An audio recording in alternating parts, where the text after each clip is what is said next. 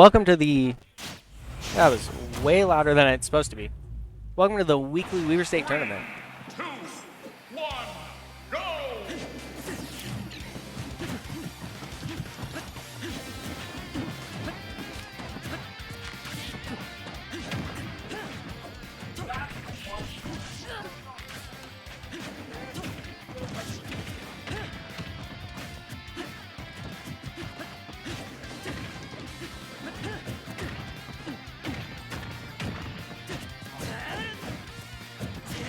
Starting off in round 2 this week, actually, we have a lot of people.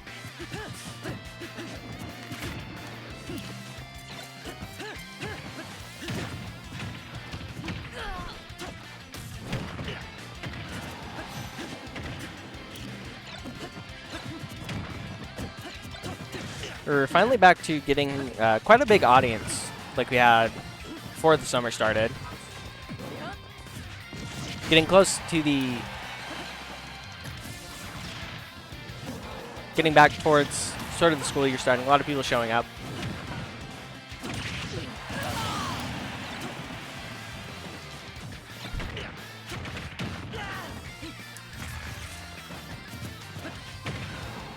I believe we haven't seen Majora Master play for a while.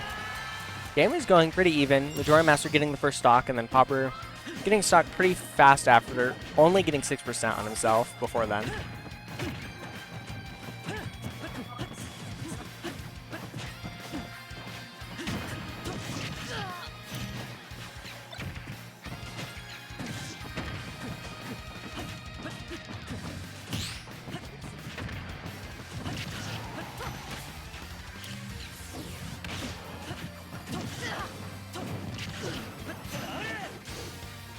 Majora Master doing pretty good. Has a almost 100% lead going into stock number 2.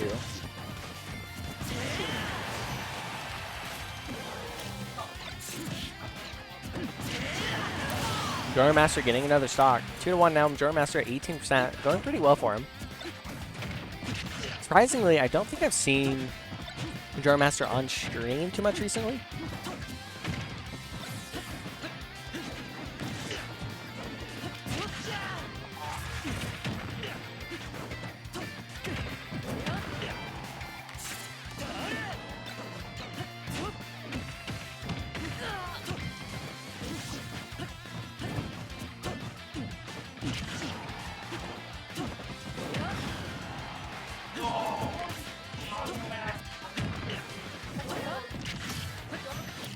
Stock number 2 going okay for Popper. He is taking quite a bit of damage.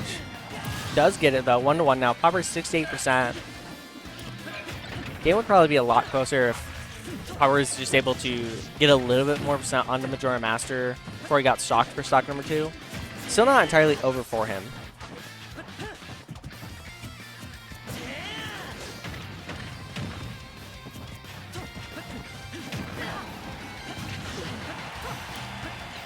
Popper off the stage.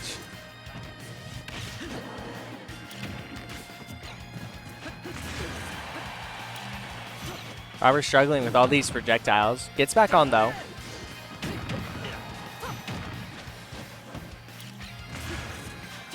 Majora Master uses bomb to recover, and he's able to hit Popper.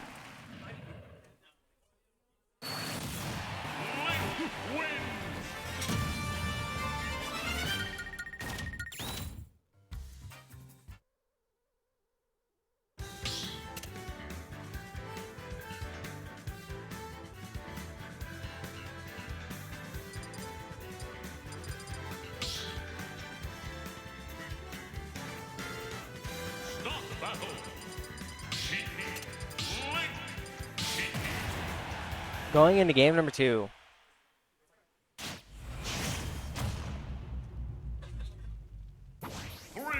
Game did end in favor of Majora Master, but it was pretty close. I could see Popper coming back and winning this game. Even when last game Majora Master had a pretty good lead over Popper, Popper was able to kind of turn it around.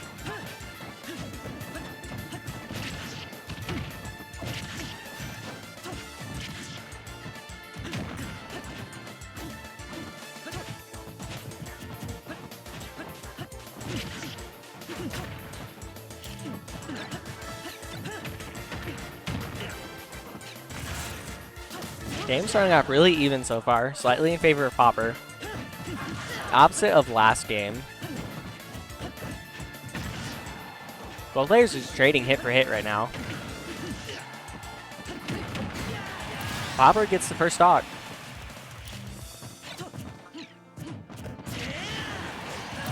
Majora Master comes back still at 0 and gets a stock.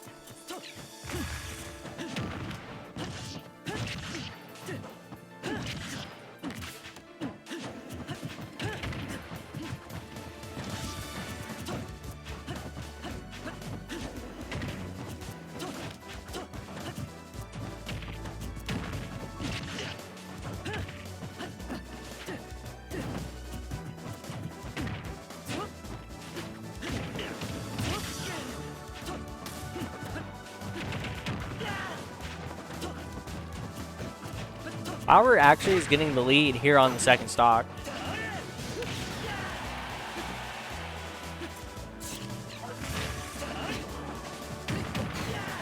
Majora Master using the bomb to get back to the stage, but gets stocked by Popper. So kind of the opposite of game number 1, where we saw Majora Master, who's the one in the lead for most of it.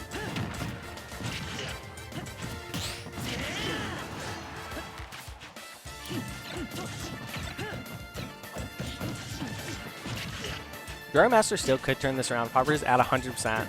Is at die percent.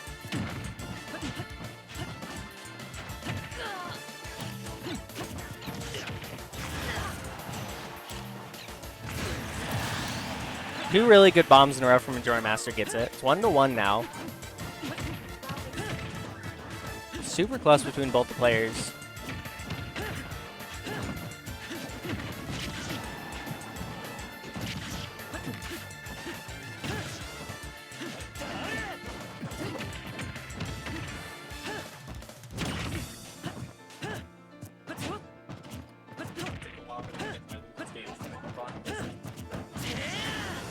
Now I have the arpeggio here. The arpeggio? Do I really deserve the before it?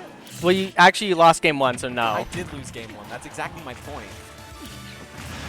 I can tell you who didn't lose game 1. Majora Master, apparently. And it looks like they were like dead even, last hit, last stock, Popper. Game number 1 was basically the exact same thing, like dead even. It looks like Popper takes this one too. We got some good back and forth going from what I'm seeing in the very little what I'm seeing.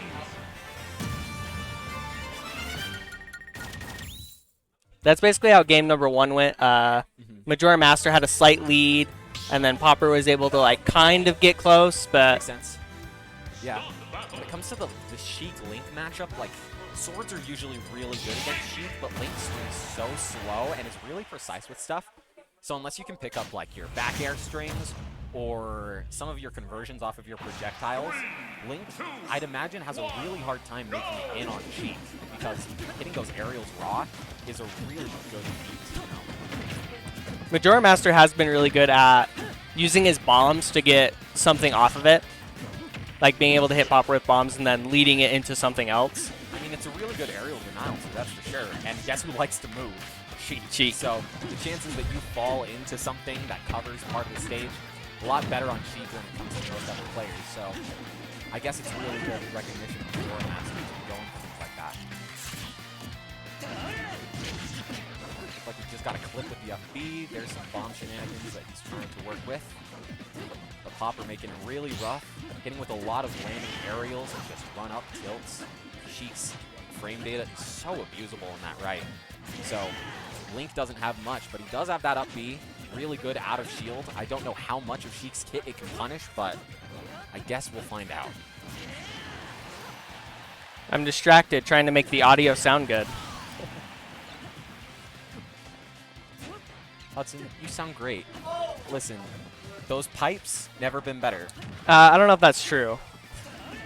Listen, I know that like there are a few things that can help out. Take a shot of olive oil. That can help out with the voice. A shot of olive oil? Of olive oil, yeah. That it coats the larynx, you know? That sounds awful and not good. It's not half bad. I've done it myself. Looks like the neutral coming from Popper isn't half bad either. It's keeping Majora Master in disadvantage here. Doing real good with the chase down. Looks like he got him to even stocks, but it does look like he's going to have to make a percent comeback in at least some extent. This is kind of what happened in Game 1, went to PS2, and Majora Master was pretty in the lead for most of it.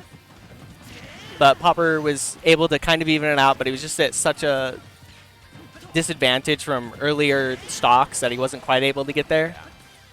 I don't know if Majora Master has any bomb recovery tech down, but if you don't have it, then Sheik's edge guarding is going to be so strong in this matchup, considering how linear Link has to recover. Because of that, it's really easy to hit like some offstage bouncing fishes, some needles into bouncing fish, since that angle is like diagonal straight down into where Link wants to use to recover. Majora Master's actually been pretty good at using his own bomb to recover. He's been able to use it to get at like really weird angles that it's kind of hard to tell where he's going exactly for his recovery for Popper to punish. It's good being ambiguous, but when it comes to being ambiguous, it's less strong against a character like Sheik that can just run up and do one thing and have the frame data, have the speed to just do another thing and cover something else, even though they committed to an option that covers something itself. So we'll see how fast Popper's hands can work with the character that he's picked here with Sheik. Looks like a really good air dodge catch. Great read to take the stock. Looks like we're going to see a repeat of last stock, making a percent comeback a little bit more steep this time around. But it looks like we're going to start up some Sheik strings with that forward tilt with dash attack. Yeah, this is basically what exactly Game 1 right now, where both players are down to one stock. Popper's at a disadvantage like this. Yeah.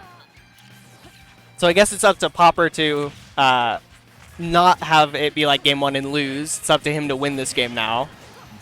There's that up B out of shield. Link to almost kill. Some cheeky stuff off stage with bomb. Does it save him? No, it kills. That is the set for Majora Master. Who won? Very good.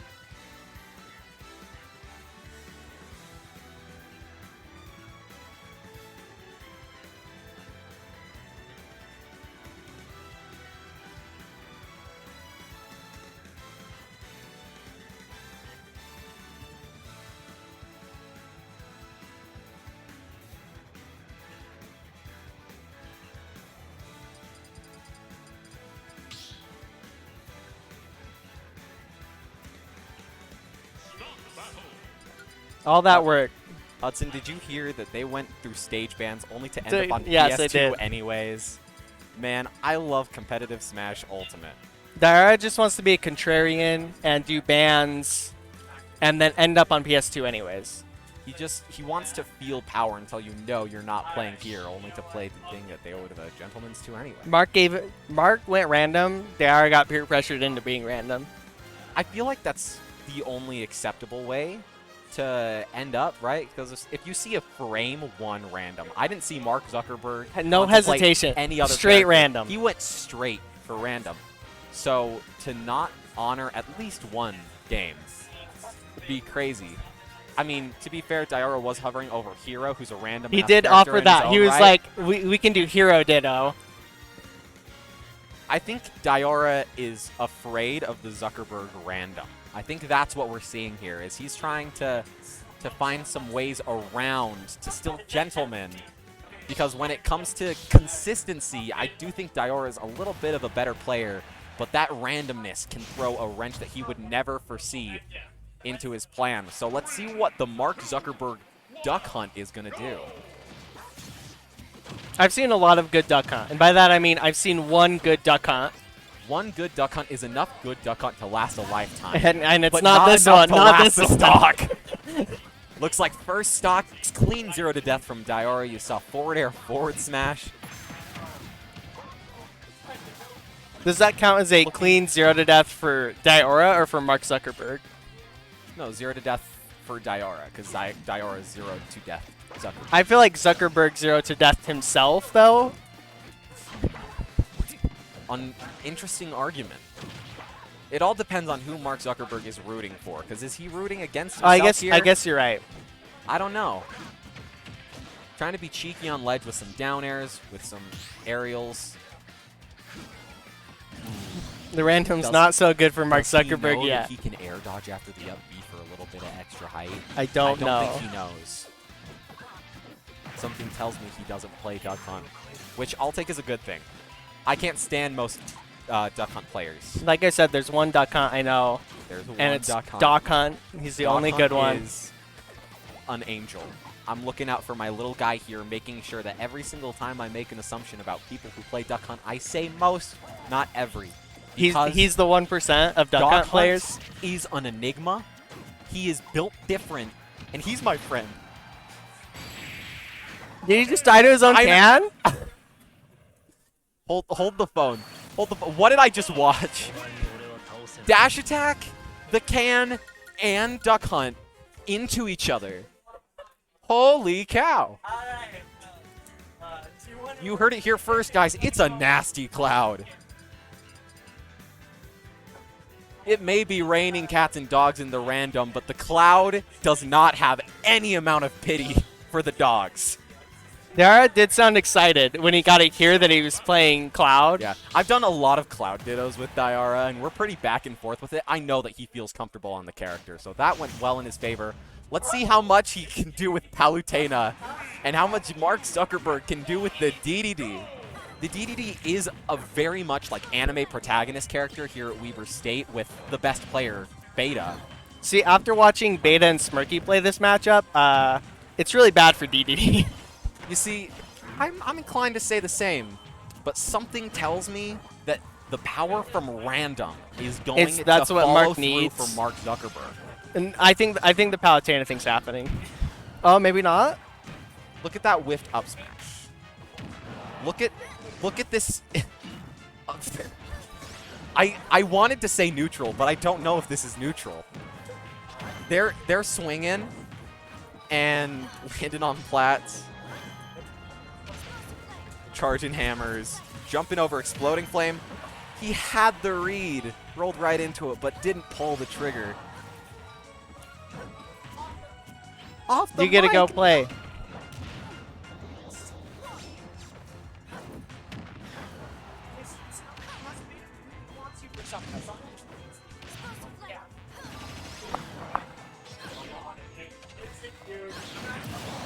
You missed out the random. This is also a random ditto. Okay, I get to know, as was game one. Mark Zuckerberg got Duck Hunt. Was not his character. Yeah. Say, I'm gonna be honest here. I don't know who Mark Zuckerberg plays. Little Mac. Little Mac. Yeah, because I know Diora plays Robin. Of course, you know, DDD, he's also a bad character, like Little Mac. Listen, DDD's a good character. What do you mean? Not in this matchup. This matchup is awful for DDD. True. Yeah, because Palutena, she can just combo DDD forever. DDD's just so big and slow, and Palutena Yeah. is the opposite of both of those things. Yeah, she just goes around the stage and does pretty much anything that she wants to. He did go too low for the teleport. Oh. I know, you hate to see it. Okay, but That was a good read from DR. I'm guessing he would dodge. yeah. Going in there. Great job from Diora. Alright, and Zuckerberg teabag. Okay. You know what? He's embracing that DDD, you know, lifestyle. Yeah. He's trying to, you know, teabag around. It's probably a little bit better. Gordos in this match are really bad. Yeah. Honestly, there's not much you can do in this matchup. Like, I'm over here, I'm like, what do we talk about besides the fact that, It's just all bad for DDD. yeah, trying to go for the read there, but sucks him up. And great counter on the down air from Diora there. That would have been a great kill for Zuckerberg, but sometimes you just don't get it. And you can't inhale Exploding Flame. What if DDD could, though? I think he should. I don't know how he'd spit it back out, but he should be able He just eats it and then it explodes in him, but it doesn't deal damage. to. Okay. He needs it against Palutena. He needs anything against Palu. Is his suffering about to be over? No, he mashed out of the grab. Alright. Like,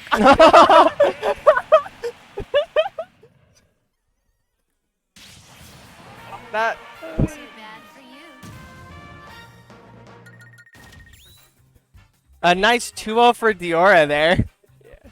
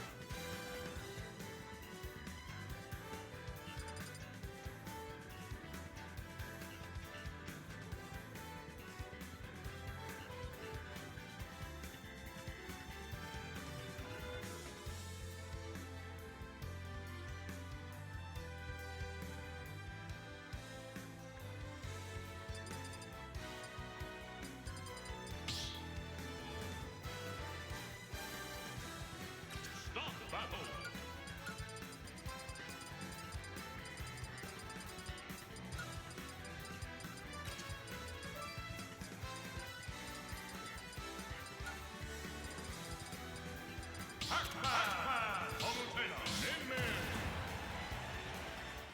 Now we have Diora after his amazing win. I did my best. That's all I can say. Okay. Smirky says this is I think he said this is a bad matchup. For Paolo or For Paolo. Min Min? Or Smirky just doesn't know what Min Min does. Yeah, see, this is the thing is like, I could see it maybe being bad, but in my mind, it's even. Because, like, once Palu's in, like, you could probably just, like, boom, boom, boom, boom, boom, you know? But then, it's basically, like, the difficulty is just getting in. If you're not in, it probably is bad, but once you are in, it's probably fine. I feel like that's how it probably is for most characters against Min Min, as like a zoning character. Yeah. But, like, Palu's, like, out of shield and, like, normals are just really good, so that's why I think it's especially just fine.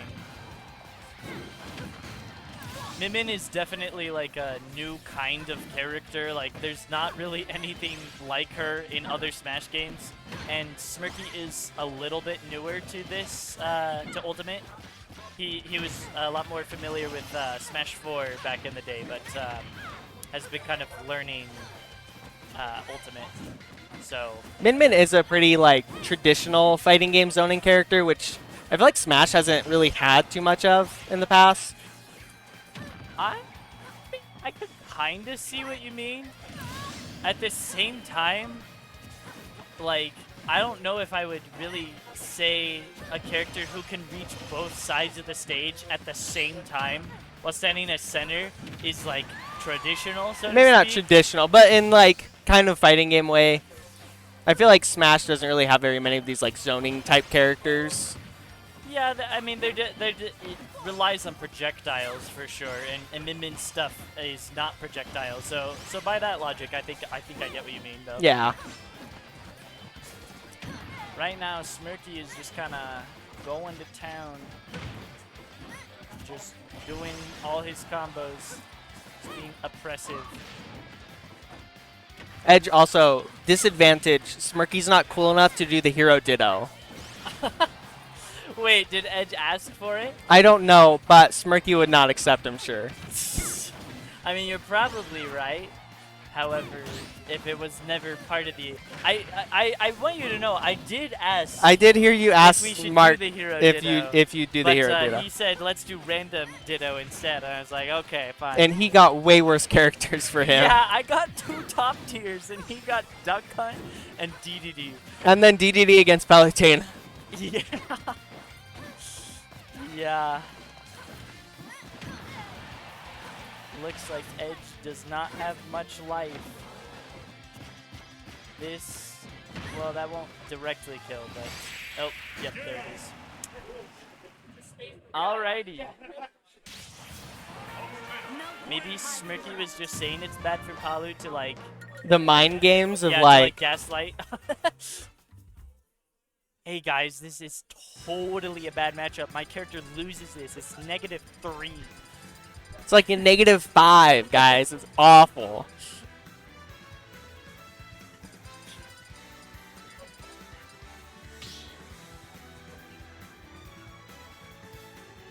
Start the battle. Palutena. Is Edge going to change? He's probably considering it, but nope. He sticks with his guns. Apparently, Edge says it's a losing matchup for Min Min. Okay, so both players think that their character loses. I think Smirky doesn't know what Min Min does. Yeah, I think. I he think just- that's what it is. Yeah, exactly. That's what I was saying of like he's still learning the game. I can understand how thinking on paper Min Min is just like the most busted character ever, but like in practice, look at this. That was almost a 0 to death in 20 seconds, you know? So, Smirky agrees. Min Min bad character after that. ooh, that was a good combo though. So I'm building the bottom tier list. Bottom is Little Mac and then Min Min so far, I think. Min Min is not bottom tier. She's not like high tier, but she's not bottom. She's at worst a mid tier. And some people would say that she's like arguably like probably top 15, top 20 probably. Oh, that's unfortunate. It's kind of too bad for this Min Min too because like the teleport from Palutena means that it's oh no. Oh no! Like 2 SDs. That's just unfortunate. Maybe when Smirky mind controls your opponent to SD, it's a good matchup. You will fall. Press down. Press down. Press down. Please. Press down.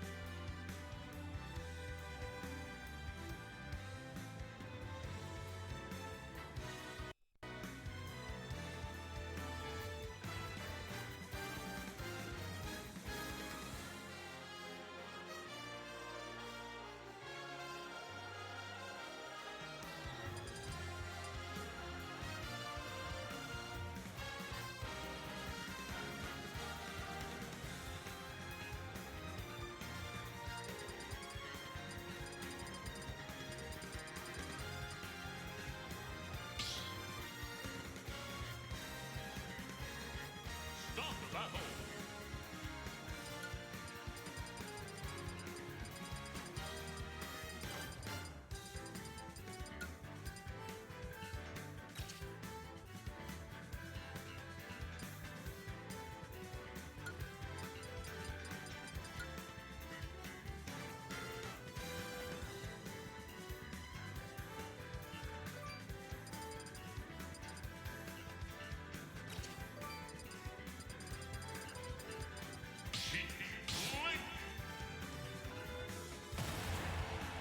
We are into the next game. We have Majora Master versus Valiant SS. This is the timeline in Ocarina of Time where Sheik is like, how dare you? You didn't save Hyrule. I'm gonna kill you. This is like it's like a different video game where Sheik is like, I need you to fight me to prove that you can be the hero. Yeah. I mean, And you then can there's like basically get Pokemon that- involved somehow too because they're on the Pokemon Stadium. That's why they're here. Yeah. Yeah, I mean, you can do this in Hyrule Warriors, the first one specifically. But yeah. You just blew my mind that there's 2 Hyrule Warriors. Yeah, because the first one is just like a full crossover series for the entire series, and then the second one is specifically like Breath of the Wild fan fiction. I didn't know that was a thing. It's basically an alt timeline. The game's been out long enough. I can say this. It was advertised as like what happens in the Great Calamity. So people thought you would like have to lose, like you would play as the champions and they would all die or whatever. Oh yeah, But instead, it's like an alt timeline where like where they win instead. yeah, where they win Huh. instead. Yeah. But it's still a very fun game. I 100%ed it. It's got good gameplay. The cutscenes are especially fun if you enjoyed it. But yeah. So how do we feel for Majora Master? He's had to fight Sheik twice in a row now. Well, on the one hand, that's probably good for him, right? Like getting any matchup experience before having to fight the character again, like that's always got to be like a positive. However, like it's just like, can he get in? Like Sheik didn't kill until 175, but if he can't land his own kills, then it's not gonna matter that it's taking forever, you know? Arpeggio was watching the last one, Majora Master versus Popper with Sheik, and he was saying one problem that Link can have in this matchup is his attacks are a little slow. Link's Yeah, Link's attacks Yeah. are a little slow, and Sheik just is so fast. gets out a nice fair though. Gets the first stock. They are throwing this bomb everywhere. And see, like, while that is generally understandable, Link Nair, very good, very fast. Not super big, but like, it's a really good out of shield. So, considering that that's like what Sheik has to do half the time, if he can just throw Link Nair out, like he's gonna. Oh, that grenade! Oh, it actually did kill him though. I think it messed with his. It messed with his recovery. I think he jumped earlier, then he went a little bit too low, so he couldn't recover. Oh, that almost killed, though. Oh, but look at that F tilt. This is some good ledge trapping right now. That was a pretty good. Oh, yeah. He just never let him back. That was like 50% at ledge. That was a pretty good air dodge from Valiant through the bomb. And look at Majora Master's combos. It's good to see that he knows how to chain his stuff together. For some reason, I tend to only see people play Link casually and not like as their actual main. So it's nice and refreshing to see somebody who actually knows some of the confirms of the character. I feel like there's a lot of characters like that where they're good, but no one plays them. Yeah. Well, I see, like, going back to, like, our Min Min discussion. Yeah, like that, Min Min is good. Yeah, like, no one plays Japan her. had a bunch of Min Min representation, but America kind of just deemed Min Min cringe, and nobody plays her. I feel like Link is kind of the same from what I hear from a lot of people. They're like, Link is cringe, so no one plays him. Less so than Min Min, but yeah, playstyle-wise, he does have some stigmas against him. Oh, that reappear knocked the bomb off. I think he was going for like a trap to catch like roll or something. This is a very tight game. Whoever lands, whoever lands their first confirm is probably gonna take this match. Oh, but of course, Sheik F smash is not good.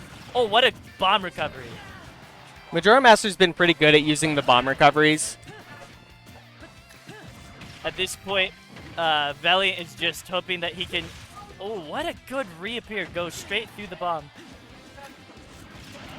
This is looking tougher for Majora Master up at 160. Oh, what a boomerang! That saved his life. This is definitely kill percent, even for Sheik, who struggles to kill. But if Majora Master gets one up tilt, one anything almost. Oh! Majora Master's hanging on Look at such this high good percent. DI. Oh, and mixing up the side he's coming from. Oh, but he goes for the... Oh, and DI's in instead of out. She cannot kill That people. is unfortunate. Put up a very good fight, though.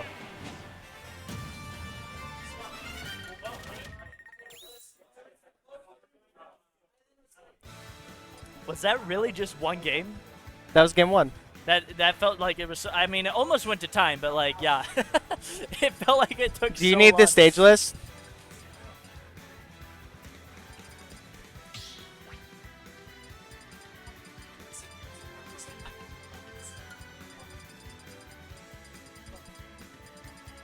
They gotta power up with the Zelda music. He's doing this so I can hear it. I can hear the music. Ah. I mean, this theme is a pretty good one. I'm still upset. The theme that he chose was for a trailer for Breath of the Wild, but it never this song never appears in the game ever. That's so odd. Yeah, it's like they wrote a masterpiece, made like an amazing trailer, and then they're like, nah, we're not even gonna use it in the credits. All right, well now we have the Link Ditto. Let's see if Majora Master can prove that he has mastery of his character, or if Valiant is a jack of all trades. I do like when Valiant decides, I'm going to also play your character. Does he do that frequently? I haven't noticed. Yes, he does. He does, yes. okay, interesting. I've seen him do it a couple times. So far, it does look like Valiant is doing pretty well at pressing his advantage state. He decided she can't kill, I'm going to pick a better yeah, character. he's like, if I can do the same things as you, but just a little better. Honestly, and I know not everybody thinks this way, but in my opinion, when I get to fight the Ditto, especially when it's like somebody who's better at my main than I am, it's like so useful, at the very least in retrospect. And hopefully this will be valuable to whoever takes whoever takes the game, or rather the loser of the game, so that they can come back and watch this stream and be like, okay, what were they doing? What were their confirms they were landing that I've never landed? Because there's always learning to be had, so it's it's honestly kind of cool when stuff like this happens. Ooh.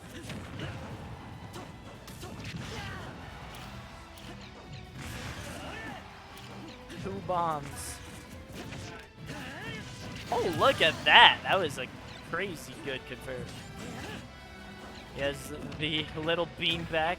I think that's the first time I've ever seen that happen. That The beam. beam. I think that's the first time I've ever seen the It does not come beam. into play too often, but it is funny when you're camping a slow character and you can just F smash across the stage and like approach. You can't. Okay, Madrid Master takes a stock.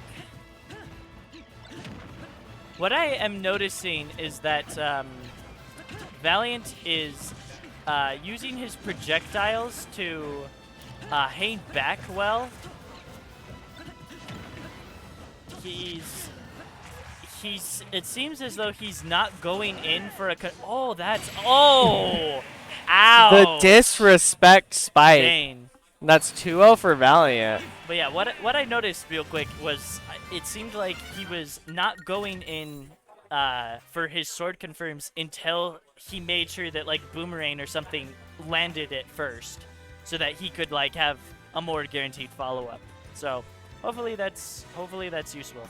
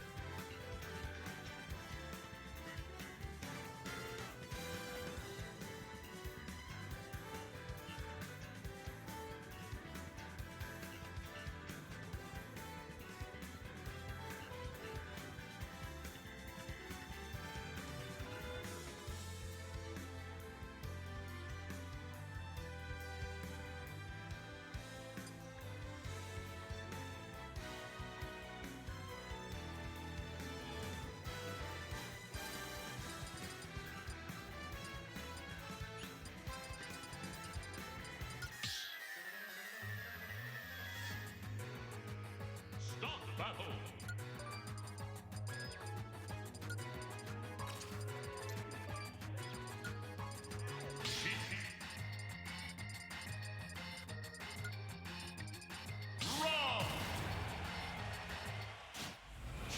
Okay. Okay. We got Arpeggio and Diora on the I mic have this to time hop around. off Never mind, he has to hop right- off. Right as soon as it I was starts. talking with him Damn. earlier, and I'm like, I've yet to commentate with you, Diora. This is gonna be really fun. And the second I press the button is when he's called. That's fine too. I don't need anybody else. And neither does Cyrus. Right now, Sheik carrying when it comes to abusing all of Rob's slower options. You're seeing good strings. Yeah, strings. Strings, Rob. Hello, Yeah, Edge. Robots and women. Robots and winning. You heard it here first. Yeah, Man. That's right. I know. I've angered Hudson. He's out for blood. I said he First time couldn't viewers, commentate. welcome to Weber State Commentary. No, we don't know what we're doing either. But I can tell you who does know. J24 with that up air to take stock. Clean. That's really all there is to say Yeah, about it. I mean, I know going into this, right? I don't honestly. I like looking at this, just character versus character, not necessarily player versus player or anything. I'd expect Sheik to win because, you know, if you know how to play Sheik at a good enough level, you can just combo Rob all day. Like, he does have those zoning tools, but you can also zone. You have those stupid little needles that I hate. That's true. That at the end of the day, Rob is big and Sheik can combo. So those two factors don't really bode well for each other, but that's not to say that Rob doesn't have a lot of really good things of his own. That nair into whatever he wants exists on all percents. Yeah. We've seen how good Spin is and how well J20 what 20 J's. The 20J. Yeah. Sorry. To all of the 2 or 3 of you here at Weber State that have a single letter and 2 numbers for your tag, I know. Uh, like, I have a grudge. Yeah, we need to outlaw numbers and names. Outlaw numbers. See, Outlaw if we numbers. Figure out, you know, how 1K3 is gonna get a new tag. He'll probably just start actually being Ike. Yeah. What does J24 do if we outlaw numbers and tags? What does he do? Is he just J? Jay's a good option. I feel like another auto just J name for me is just change your tag to John. Your name's John now, Yeah. and everyone can be like, ah, John Robb, and you're like, yeah, that's me, John Robb. Let's see, and then he'll change his real name to John Rob. John- yeah. His legal name will become John Rob. Yeah. There's also some quirky things you can do with Jace. Like, for example, gibberish. How about you spell gibberish in gibberish language? It's like a meta commentary on society. Honestly, see, it truly reflects how society is going downhill.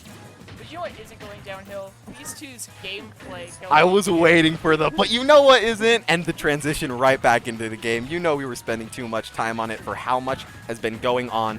The neutral has been generally in favor of J24. He has been getting the more meaningful hits, but it does look like Cyrus is on a bring back right now. You're seeing good forward tilt into Nair, forward tilt Nair, and really good combo enders when it comes to that bouncing fish. Like, right there. Like Okay, right there, never mind, it almost doesn't kills. end. Yeah, 'cause that's the thing. Like I was saying, I just looking at this character to character, Sheik would win for me. He's like, apparently Nair just complains and just outlaws the Beyblade. Talk about my elementary school. But good berry from J24 there, but the thing is, at that low percent and at these, you know, with these players pretty high level, I'd say, you know how to match. That's true. That's true. And so at those early percents, going for the down throw there doesn't really get you a lot. So personally, I don't know. If I'm Rob at those early percents, it's like, I don't go for grabs.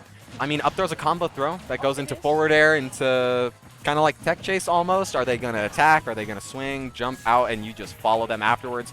No, Rob doesn't have the movement speed to abuse too much, but that doesn't mean that he's not mobile, he's not big, and that he can't pick up kills, because there is J24 first game.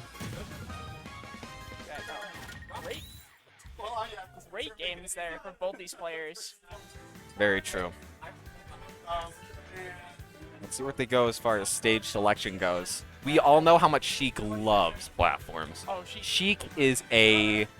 I was going to say words that Hudson has not asked us to say on stream. I immediately take that back. Hudson isn't here. Hudson, no, it's okay. It's okay. I'd not take my chances. Yeah, no.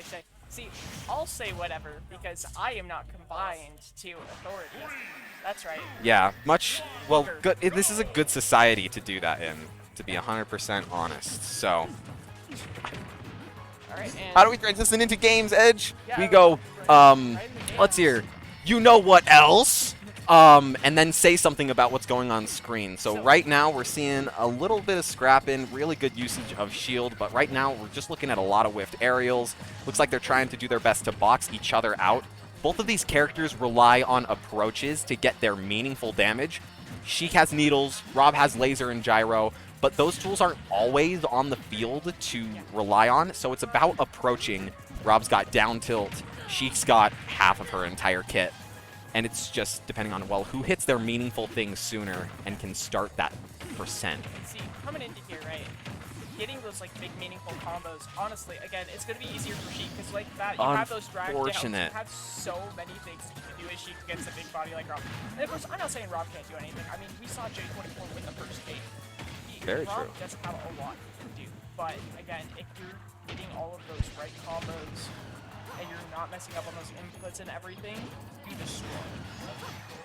Yep, which we're kind of seeing happening right now. J24 was doing a really good job at keeping Cyrus at the ledge, but a tricky Needles and Bouncing Fish recovery has got them back on stage. Needles to hit, Bouncing Fish to juke out the jump when trying to hit the laser. Really good ambiguous movement on edge of Cyrus, not burning those resources, keeping Rob guessing where you want to be. Because yes, Rob can hit you wherever he wants, not all the time, and Cyrus tried to get that out, and he did. Yeah, and something I'm also seeing here that I just saw with that up air Sheik's moves are so much faster than Rob's. Like, Rob has a very fast moves, you know, he's, first of all, great. Okay, side tangent, great kill there. I love up kills. Okay. God, maybe I should be paying more attention to the game. Keep in mind, Cyrus is playing a masher character. Who's us to think that he wouldn't have a great mash on top Honestly. of the just such clean gameplay overall. That felt like such a perfect timed match. You know what I mean? Because the up smash was out, and you still had that little bit of intangibility there. Intangibility. I don't know what it was. It was something. Say too many words. And it worked in their favor, so who's to say that it matters what it is if it works? Keep on rolling with the punches. That's what we're seeing right now from Cyrus, trying to get those forward tilt into nairs, but the percent is too low to put enough meaningful hits done on Rob. Yeah. Rob able to get away from him well enough. Doing good with There, jumping. Bad air dodge. You hate to see an ending like that. It's unfortunate. And We are Cyrus looking is at 1-1 for the sets. Yeah. This is going to be best of 3, so we're curious to see what goes down. Say the thing is, right? J24, he's usually always that Rob. Cyrus, I've seen him play some other characters. If I remember correctly, I saw something in the Discord about him like really wanting to play Sheik. That's something I think is really cool for commentary, not very cool for me actually fighting them. We're getting a lot more Sheik players here. Yeah. And see, that's the thing. Sheik is such a cool character, you know, because she has those needles, she has all these crazy combos where she's You've constantly got dragging tools you for down. just about Yeah. everything, and we've seen really good usage of here's something that I can do here. You haven't seen it yet. Why not swing? Dude, honestly, we should get some Velveeta cheese. If you're not like going down on those blocks and stick of butter, what are you doing? I'm curious to know how much of Mike's are going to pick up the, I want to say heresy. Is it heresy that's going on? The words coming out of Prince HD's mouth. We're changing the title on stream. No more winners, only like losers. Good to know. Really? We'd rather watch like OGers fight for their life. than, Honestly. like Like you. I prefer that. Like me. That was so mean. I'm sorry. I'm bullying. I mean, just because you're right doesn't mean it doesn't hurt. I appreciate the apology. Yeah. I don't know if I would have given you a ride home without it, so I'm so glad to know you're a decent human being. I guess say if I did apologize, that'd be what? Hour and 40-minute walk? Yeah, just about. Yeah. See, I don't know. Maybe that wouldn't be too bad. You know, listen to some tunes, chill, get kidnapped in the dark. It'd be great. Listen, when it comes to long walks, you're mentally preparing yourselves right now because look at what Sheik does. Tell me that long walks on the beach isn't Sheik's game plan. They're just trying to just edge you closer and closer to those kill percents, nice and slowly. Doesn't mean that the pace isn't out of this world in the right hands. And it does look like Cyrus does have J24 in a really good scramble, trying to figure out his own footing. We're seeing a few trades, which never go in Sheik's favor, but doesn't change the fact that your hits are working. Beyblades are almost killing. Beyblade mentioned. I got happy. You know what else makes me happy? These comebacks that she that's the thing, right? If Cyrus could actually get in there against J24, he can get one of his crazy Sheik combos, get a comeback, maybe hit some raindrop shenanigans, but J24 is doing such a good job of just keeping him out. Because every time he tries to go in for something that either trade or he just shoots him out, you know, has that laser, has that gyro, using him perfectly, using that move where he turns into the Beyblade himself. That's true. You know, It's spin to win. It's a really active and covers your whole hitbox, and when Sheik wants to be right on top of you to hit just about everything, it's a really good option. We did see raindrop, or I don't know if it was raindrop, but we did see like drag down up airs through platforms into up smashes on game 1, and we haven't seen any since. It does look like J24 is doing some really good counterplay for avoiding those specific kills that you need to get as Sheik to kill early. Otherwise, your stray hits are going to have to do it, and we all know that that's not a game in Sheik's favor. We do got a strong Beyblade coming from Rob to take the first stock. We'll see how much of the extra percent he can get on Sheik before that first stock of his is taken, because we know what's going to happen. Yeah, so you were mentioning that, you know, kind of raindrop stuff, so I actually scrolled into the Discord to find a message from Cyrus saying what raindrop is. So raindrop is drag down onto the platform, drop platform up air into up smash. So Exactly. it's up air on the platform. Like I said, I don't know that it was raindrop that he did. I just know that bare minimum, it was drag down up air on the platform. And that's the thing. It doesn't matter if you get the raindrop or the drag downs. No matter what, it gives you so much mileage as Sheik. Yeah. I really thought That was almost going to be a stage spike there for J24, pushes lead further, but Just instead about, just but Cyrus off. just on the side. We see a good up air to take. There's those stray hits killing that we said will eventually happen. Doesn't mean that that's what Sheik wants. Yeah. There's that great mash that we've seen and that Cyrus is known for at this point. I don't know if games would be in as much of his favor as they have been without that mash, considering how much J24 has been using that down throw. He mashed out at like 150. Oh, yeah. No, Cyrus mashed out it Cyrus's down. mash is insane. I mean, you have to have a good mash. You have to have those fast fingers if you're playing a character like Sheik. There's the mash again. There it is. Up B, that's good damage. Tried to catch him with the bouncing fish. Was able to air dodge right back to stage to keep up the pressure. That speed, so good.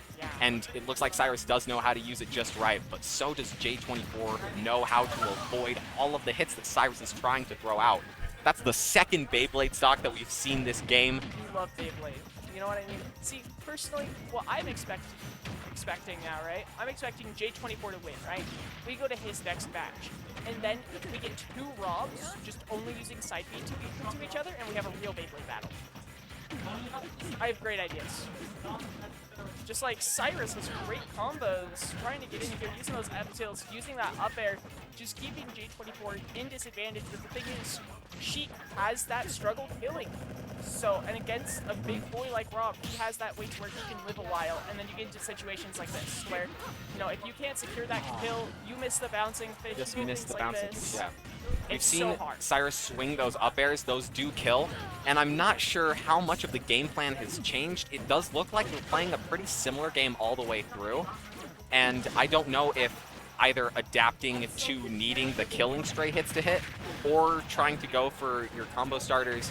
I see a lot of dash attack, and dash attack will kill eventually, but not at these percents. It's just percent buildup.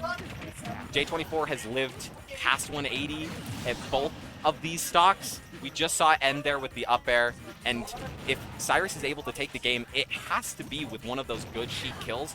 It can't be with that slow burn that Sheik is so known for. Yeah, because that's the thing. Like, you get into these situations, there's the mash. Oh, Mix delay up on the mash. That was Oh. very good. I am Okay. impressed. So yeah, that's the thing, Cyrus. You can take me to dinner. We're seeing good comebacks coming from Cyrus. You are getting good percent. 50 is nothing to shy away from, knowing that at these percents, a lot of your strings, if you hit them just right, will lead into those meaningful kills. You're seeing forward air bouncing fist, trying to follow with the back air, but the up B from Rob to juke out, really, really good. Well, the thing is, you have to go for those early, like, trying to get those early kills right now. Because you've seen J24, he's living to those giant percents, like 180 is like basically the average of those. And you don't want him living up that long, especially Rob, especially at this high percent, because an up throw like that can kill. Is going to kill. That And is J24 wins. 2 Not zeros. Zeros is the reset. Zero, I got zero. it, guys. We're playing I it got it. That is Wow. See, this set is why for J24. Really strong display. Yeah, great showing from both these players. Say, if you were Cyrus, Ed, what would you be doing as Sheik a little bit more than what you saw? Say, I don't know. See, I'm a camper, right? Camper, okay.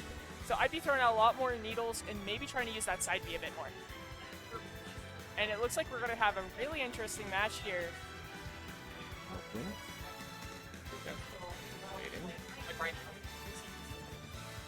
Looks like we're about to have a really interesting match here as we have Oku and Legume. I mean, I know me and Arpeggio, we've commentated together so much Koku. But That usually is it's Koku very true. playing into Smirky's Palu, so it'll be really nice to see Koku playing into somebody else. And Legume's gameplay is always a lot of fun. That's true. Legume has a lot of characters that I struggle with as a Sephiroth main. That Greninja has been Okay, really, really I strong. struggle with that as Min Min. Let's see here. What are some of the other characters that you've been playing as of recent? I know I've seen them. I want to say Amir. No, there's. I don't know if there's Amir. I may just have Kofu on my mind. Yeah. Say, I love Muse. Kofu's the main. We're gonna go to The winning game here, see seeing Kofu this. with that, you know. Have we ever really discussed what Kofu's Mii looks like? Because from what I can see, right, I think that's the default one Mii with the Guardian's helmet, and then I think that is the Vincent body.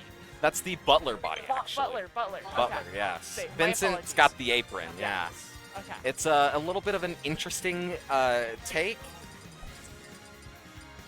if we, yeah. Oh, and looks There's like, the Greninja that we were talking about. Let's see how Greninja does against the Obelisk.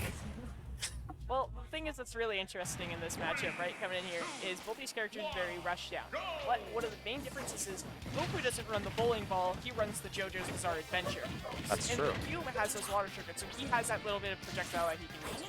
Goku going for the early kill there is something that we see him do a lot. Yep, but looks like he just misses it. Another thing that I think about in the matchup is Greninja really lacks an out of shield. Me Brawler is a character that can really abuse that lack of out of shield. So I think a lot of Legume's mileage is going to come from how well he can adapt to that weakness possibly being exploited by Kofu, because Kofu is really oppressive and good at putting you in the corner. Yeah, that's the thing. He has those things. He can just sit on you for days. He can just smash on you, but so can Greninja. So if Legume can try to avoid shielding, try to use that speed dash in and out, in and out. Really good back air on the teleport. I didn't know that you could be hit right there. I didn't know that either. Okay. Back air apparently hits Lone up there. So, There is a time that Greninja has to wait to grab the ledge with that side B. Yeah. Really, really good abusing that with the back air from Brawler. And there's the kill with up B. This is, We got a strong stock lead coming in Kofu's favor. and this is what we love to see from Kofu and Brawler. He goes for those way early kills. He goes for those, you know, I'm going to trade both of our stocks. He does so much of that. And when you get put into that position, the stronger play generally is the, oh, I'm in the lead and I can afford to make mistakes. Let me just swing. I'll swing because I can. And that's the type of play that Greninja is generally losing to. So it's really good that Legume has already put up the percent on Kofu. 125. Really, really strong. Say the thing is too with Greninja, you can't get too many of these just straight hit kills. Like you definitely have those options, but you're going to be wanting to go for those kill confirms. And the thing is Kofu going? Can Kofu weave in and out to make sure he doesn't hit these kill confirms? Yes, he can. He did The jump JoJo's into it. Bizarre Adventure, flashing Mach Punch. There. I don't want to play the game. Oh, it's a shame. Edge has to play the game. That's okay too. I can solo. Because this is really good games that I'm seeing. We are going to get Hudson on the mic. Hudson, you are going to absolutely love what's on the screen here Am in a I? second. Crazy games. What's the score? Oh, that's the score. 1-0 Kofu. Nice. Good for Kofu. Right? That's what I'm saying. But these are both really just swing characters, right? They like to throw out moves, and because of that, such a fun game. We saw some crazy stuff from Kofu Game 1, including a suicide up B to get a stock lead after taking the first stock from Legume. So both of these players not shy to go for some crazy things. Looks like right now it's just a little bit of neutral. You're seeing nairs and people trying to converge off of their aerials. Other than that, running around, tries to tech chase, but Kofu recognizes and adapts. I Really feel good like tech roll away. stream today has been a bunch of random characters we never see. Yeah, we've seen Link, Greninja. Sheik. We never see Sheik Never see ever. Sheik ever. I don't know Sheik's anyone who so plays Sheik. scarce. Yeah, so rare. Edge was talking about how much the two of us commentate Kofu together. Do you see Kofu play a lot? Yeah, and because of that, I felt like I was ready for this, but last game just proved, no. This is a whole new game, especially with a character as specific as Greninja. Your counterplay, good read on the spot dodge coming from Kofu. I almost said the wrong word. See, I don't really know much of what Greninja does. They're like one of the characters where I just like don't. Something about them just doesn't make sense to me. I mean, second highest jump height in the game. You're generally going to be wanting to use your mobility. Converging off of your aerials, especially Nair. Nair's an amazing combo move. As well as some cheeky kill confirms with that neutral B that we just saw Kofu get hit by. Looks like Legume wasn't ready to capitalize off of it. Is that the That is series. That is a set for Kofu. Really fast. That is set series for Kofu. I'm trying to think. like, guys, are you sure you don't want to play a best of 7 right now? I could watch those games go on forever. Those are really fun sets. So, yeah. Looks like we're going to be going into our next. We got Valiant and Fire Muffin. Fire Muffin I've seen been playing the Crom, and Valiant has been all over the place. We saw the Link, we saw the Sheik, which again, we never see Sheik, ever. So, curious to know the characters that are going to get pulled out, as well as the play styles and adaptations. I hate watching winners. Oh.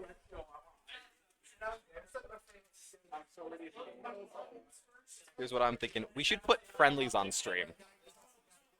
We should put doubles Donkey Kong on stream, because we can. Valiant saying that he doesn't like throwing winners on stream. I was talking to him earlier about this. He thinks instead of having the people who are like 2-0, like they're fighting for like whatever, right? But the people who are 0-2 or like 0-1 right now, fighting for their life, that's who he wants to see. That is really hype. Either that or Valiant's just camera shy, because from what I've seen, the dude's good. He's okay. Doesn't surprise me that he's in winners. He hasn't played for like 2 months, kind of washed up.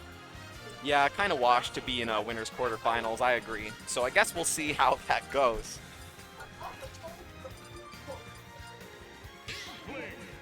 We're seeing the Inkling Fire Muffin. I love Inkling. What a weird but I pick for hate Fire Muffin, honestly. No, I've been hit with the Fire Muffin Inkling. Inkling, really good character if you know how to use your tools just right.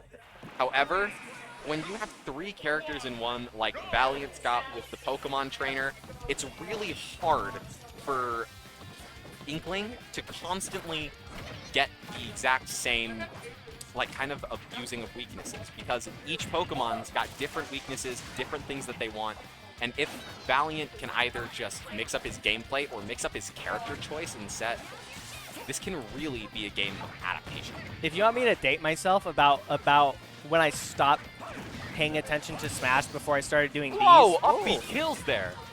It's phenomenal. You see good, was that back air? Yeah, back air into up B. Fire Muffin not ready with the bad DI outward.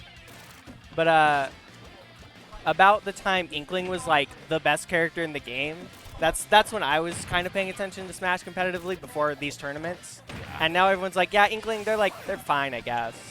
The part that's really funny is Inkling never really changed. It was really It was just the everything berry else. timing. Yeah. Yeah, everything else just got stacked on top. And in a game where you value killing so much, Inkling does struggle.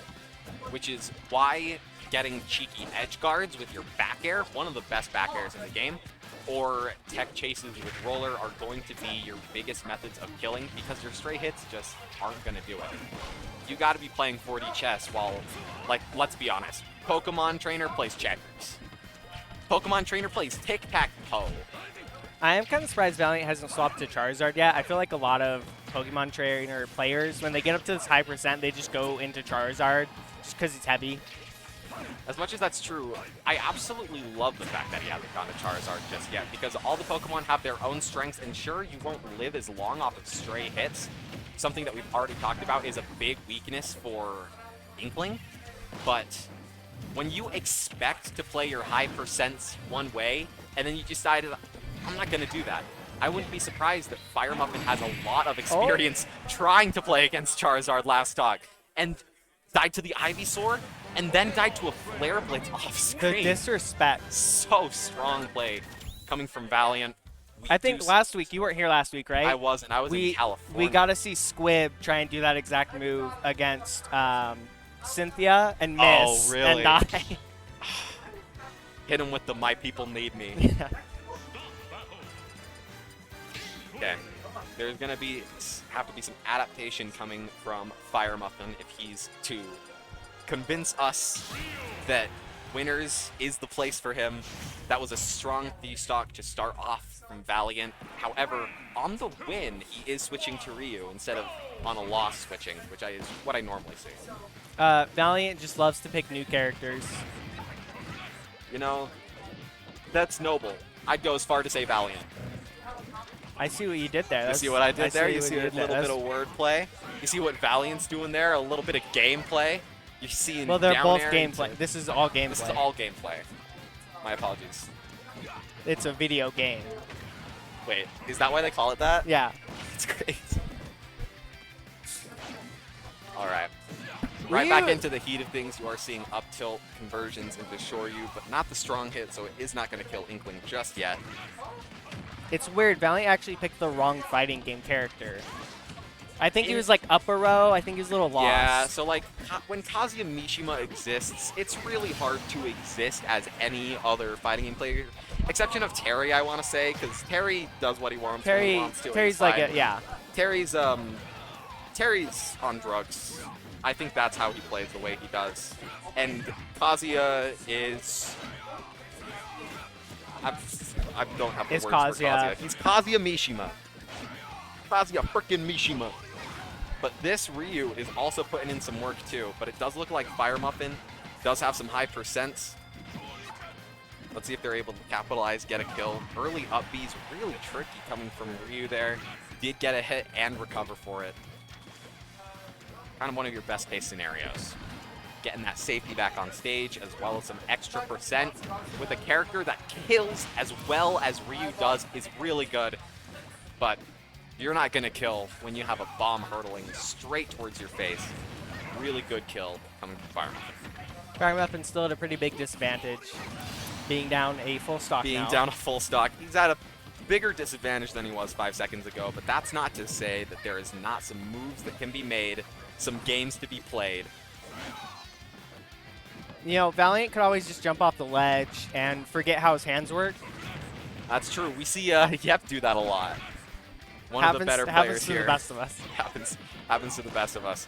And coming from this gameplay, it does look like Valiant is some of the best of us. So let's see if Fire Muffin can not get lucky, I want to say, but let's see if Fire Muffin can really make bank with something big thrown into the slot machine that has been gambling in trying to play against Valiant. Looks like it does capitalize, though. That is the recovery kill. was almost insane there from Almost. Valiant. I don't know if it's optimal, but when you become a helicopter as Ryu or Ken and you jump right beforehand, you keep your jump momentum, so you go straight, like diagonal up.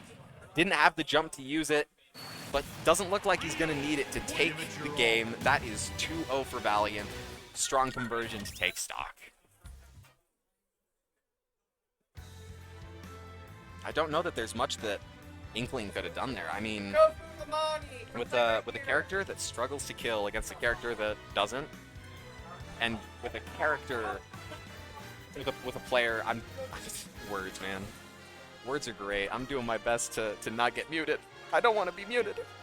As long as you talk, you can. As keep long as going. I talk, we can keep going. It doesn't matter what I say. That's propaganda? That's well, hold on now. Depends. Depends. Okay. I was talking earlier with Edge how I was gonna say something that I probably shouldn't censor when it comes to the gameplay of Sheik, and I didn't want to take my chances. I see. So I would never know. I don't watch the replays because then I'd Don't have watch to the- hear my own voice, and I'm like, I can't do that. you can't do that. I love finding the good commentary that anybody makes and taking notes and like trying to implement that into my own stuff. The clips have been really good for that. Like recently, the clips have been focusing on more than the gameplay too, but the amount of times that like just good commentary. I has been did see. highlighting I did is see nice. Beta's like Avengers after credit scene. I did see dude. that. That was us talking because we were It talking about was. birth defects. You said you had bad kidneys. And then it was like I you was as, born with a cholesteatoma and mastoiditis, both really bad ear problems. And then I went, but these players, they were born with the sauce and went straight into the most epic moment I think I've ever seen. That being these Weaver State players being as awesome, cool, even based. I'd go as far to say based as they are. Take a look at Amani and Kofu, for example. Kofu absolutely wiped the floor with Legume earlier in such a fun set. But right now, he is at the percent deficit and is having to come back against Amani piloting the Pithra. Amani doing a really good job of keeping Kofu scared. You got strong kill moves I don't whenever you know if want them. Kofu is scared. I've seen how Kofu plays. I'd be scared if I just got my F smash parried. I think I'd be more scared of Kofu because he's a madman and will chase you off of the ledge. I think that's just ultimate though. Most people should be doing that. Like Yep chases you off of the ledge and down into the blast zone. Like nobody else does.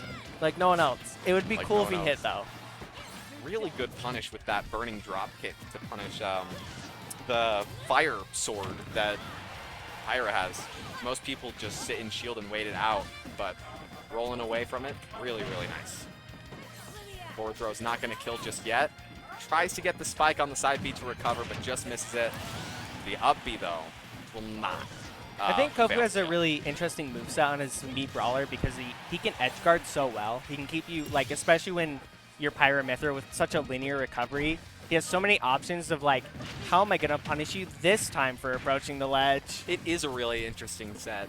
I think, so the most used in tourney are going, so every single Mii Brawler runs the Walmart flip jump down. Yeah. You just have to if you want to win.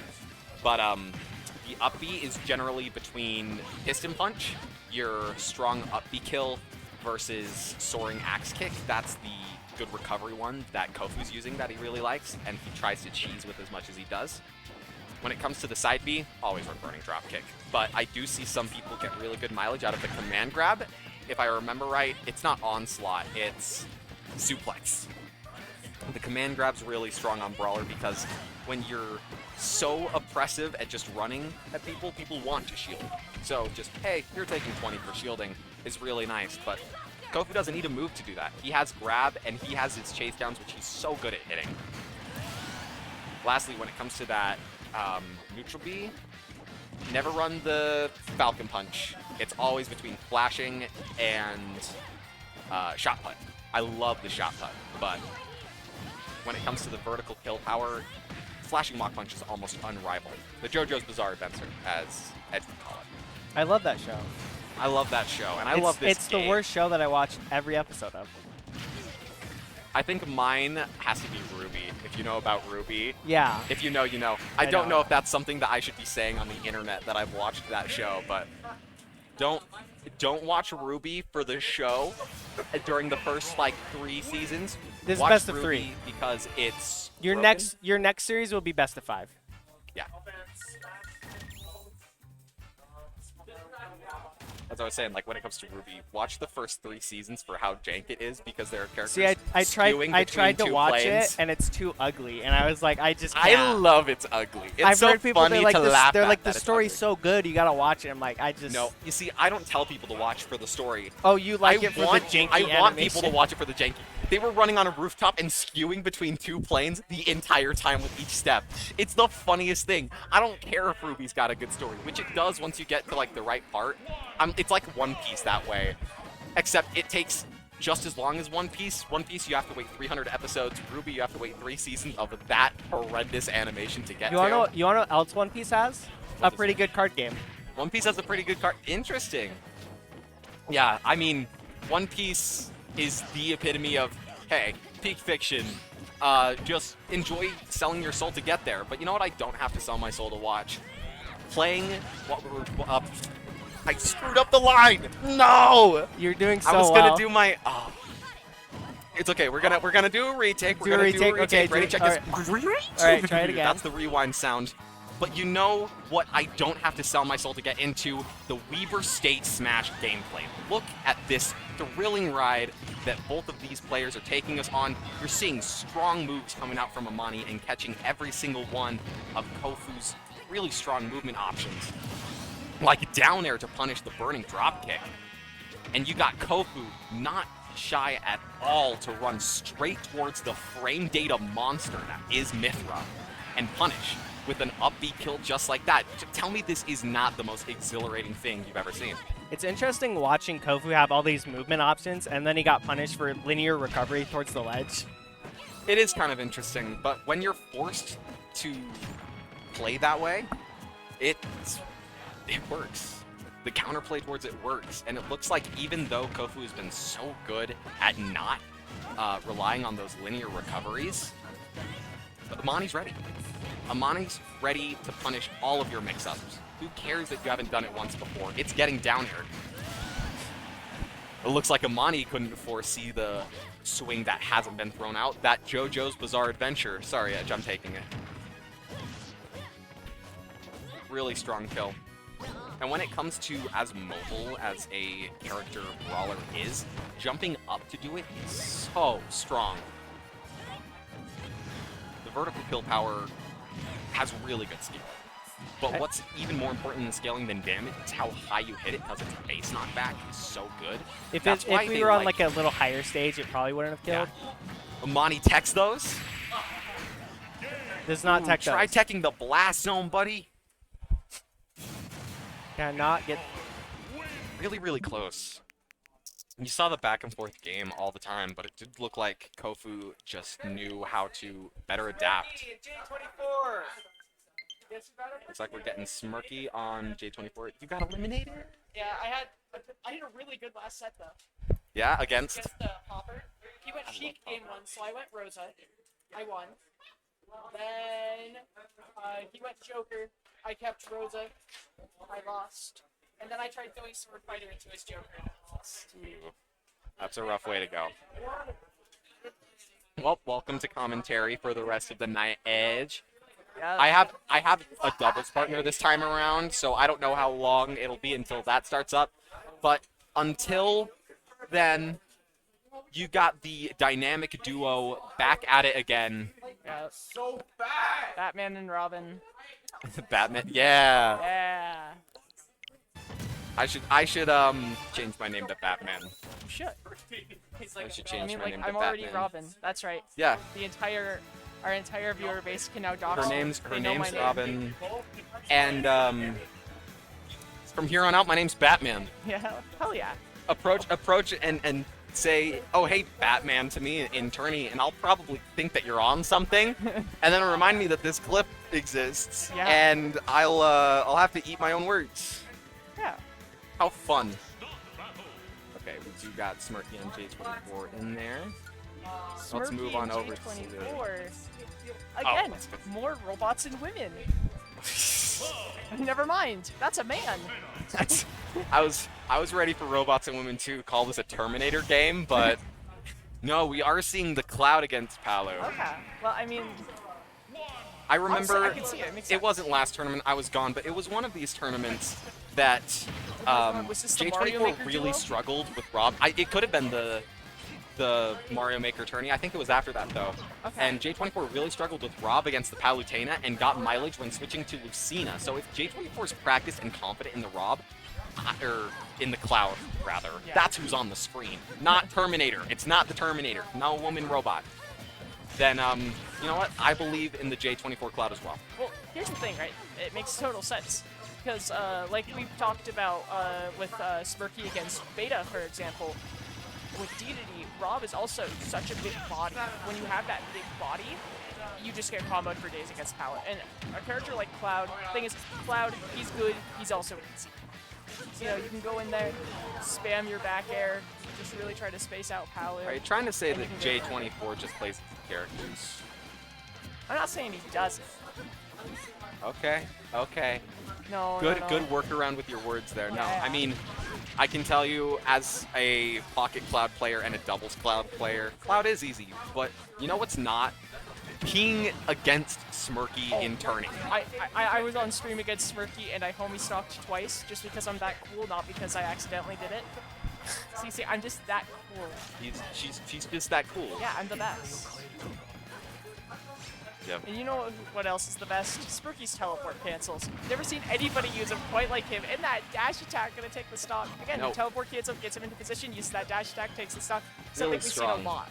Yeah, and something else I saw is when Cloud had his limit online, Smirky did teleport over to one of the platforms, Yeah. and it looked like it wasn't going to be canceled. And then the next moment, like, you try to pass and react to the fact that, oh, they're on platform and they're in the teleport lag, and then Smirky canceled it. And you can't punish with your hard-hitting moves that Cloud has with that juice.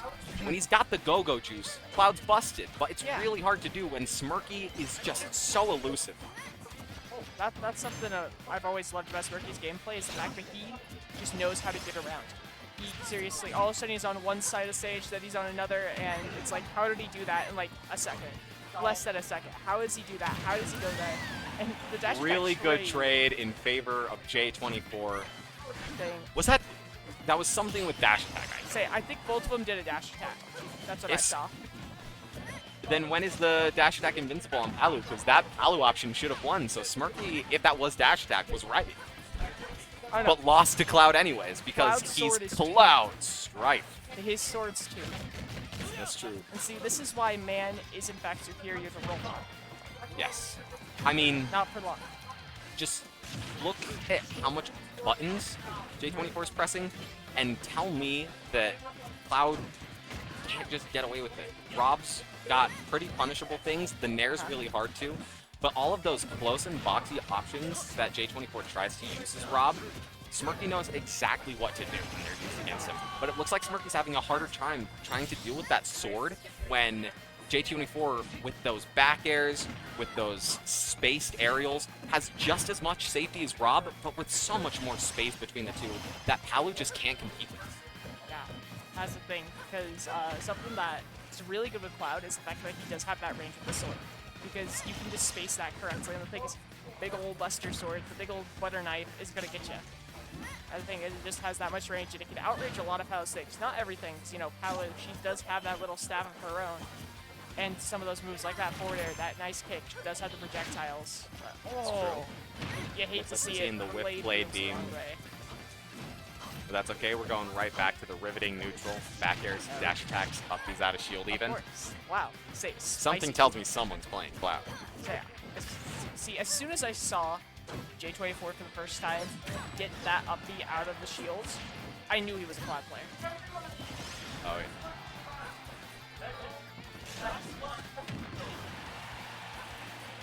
What's going on out there? I don't know. I think our TO is saying press 1 for the run, and I don't know what that means. Do you actually not know? No jump. Well, I mean, like, Wow. press 1 Yeah. is like a Twitch thing, but like, what, is Parker having a loser's run? Oh, is he? Parker that- might be that having a would be loser's silly. run. That would be silly. Maybe we should go commentate that. Yeah, they so won't let's just see us. leave this setup and No, no, just no, we're- yell we'll- at Parker as say- he plays. We'll bring the headset so everyone on stream can hear us. And we'll also bring the energy. Of course, you need the energy. Alright, and same characters going in. J24 definitely still feeling like that Cloud can do a lot, and we saw that. We saw that Cloud did a lot. See, and again, still the better pick than the Rob, and then other characters he plays. I think he also plays some Donkey Kong, but it's like going Donkey Kong against Palu? is a death wish. Yeah, I mean, like, as Donkey Kong, you're a sortie as well. Forward air Yeah. exists, forward tilt, down tilt. You are a sortie, but that doesn't change the fact that you're big, and that's the problem with Palu into Rob. So what makes you think that Palu into Donkey Kong would be better? Yeah. Okay, starting off the game with some strong percent coming from Smirky, getting some conversions from your throws, from your aerials, really strong endings, trying to keep Cloud in a juggle scenario in disadvantage, but really, really good ambiguity coming from J24. What I'm seeing a lot is jump landing aerial, something like forward air coming from J24, a lot. In a scenario where Smirky is shielding in the corner and a run-up grab would do good, Cloud's grab game is terrible, and it looks like J24 knows exactly that, so he's been trying to avoid it. But maybe the mix-up could be good, knowing how much J24 has been pressing those aggro buttons on Smirky. Yeah. Smirky's ready for it, and maybe that's what's leading to this snowball that we're seeing right now. Yeah, because that's the thing, right? Cloud, you can go aggro, you can play patient a little bit, but that's your main thing. You're kind of going in, you're using those bread and butter combos of yours, and you're just going in, you know, you're hitting with your big old sword. Thing is, Palu can do the same thing, and honestly, in my opinion, a bit better, at least in this matchup, because she's actually getting so much more versatile. And kills even. And kills. Yeah, so that's the thing. Cloud, yeah, you can go mash, you can go aggro, you can get some good stuff, but Palu just gets all of that better in this matchup. We're seeing those strong percent strings again, trying to end it off. I'm seeing a lot more Exploding Flame than I'm used to coming from Smirky's game this time around, which I really like, but it has gotten him conversions into his up air, which have killed, but it looks like a lot of them have whiffed, and with a laggy move against Cloud MF Strife, I don't know. Say that's Does look like J24 has had trouble trying to punish, so it is working, but does that mean that it's correct? I don't know. I don't want to say that because Smirky knows more than I do. Okay, Like well, just frankly. From what I'm understanding, right, Smirky using these Exploding Flames, it's to make that space. Because Cloud, let's see, you have one projectile, it's Blade Beam. When it has limit power up, it's pretty good. When it doesn't have limit power up, it's just okay. So you can use an Exploding Flame, make space, because that's the thing. It's very laggy, but if Cloud is far enough away and that Exploding Flame, he has to use his resources to dodge that. It just makes That's even more true. space and puts J24 toward a disadvantaged situation. Making that space also looks really good, not for necessarily Palutena, but just for Smirky, because it looks like Smirky's getting all of his stuff when J24 is struggling to run at Palu. So because of that, create the space and make Cloud approach, because you know that J24 wants to. Then just get all of your good conversions, your damage, your kills there. And it did work out. That is the set for Smirky. It's like great, honestly, great showing from both those players. It's Very really interesting to see convincing. J24 on the Cloud instead of the Rob.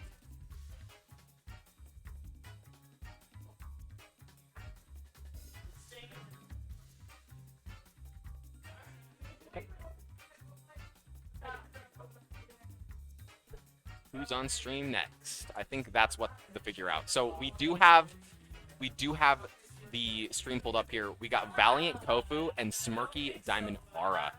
Say, What do you think is going to be the more interesting say game? do to we see? get to decide, or does I don't know that we they? get to decide, but I'm asking you, who do you think would be a really cool game to see? Melee? Say, so it looks like we're getting Diamond Aura into Smirky here.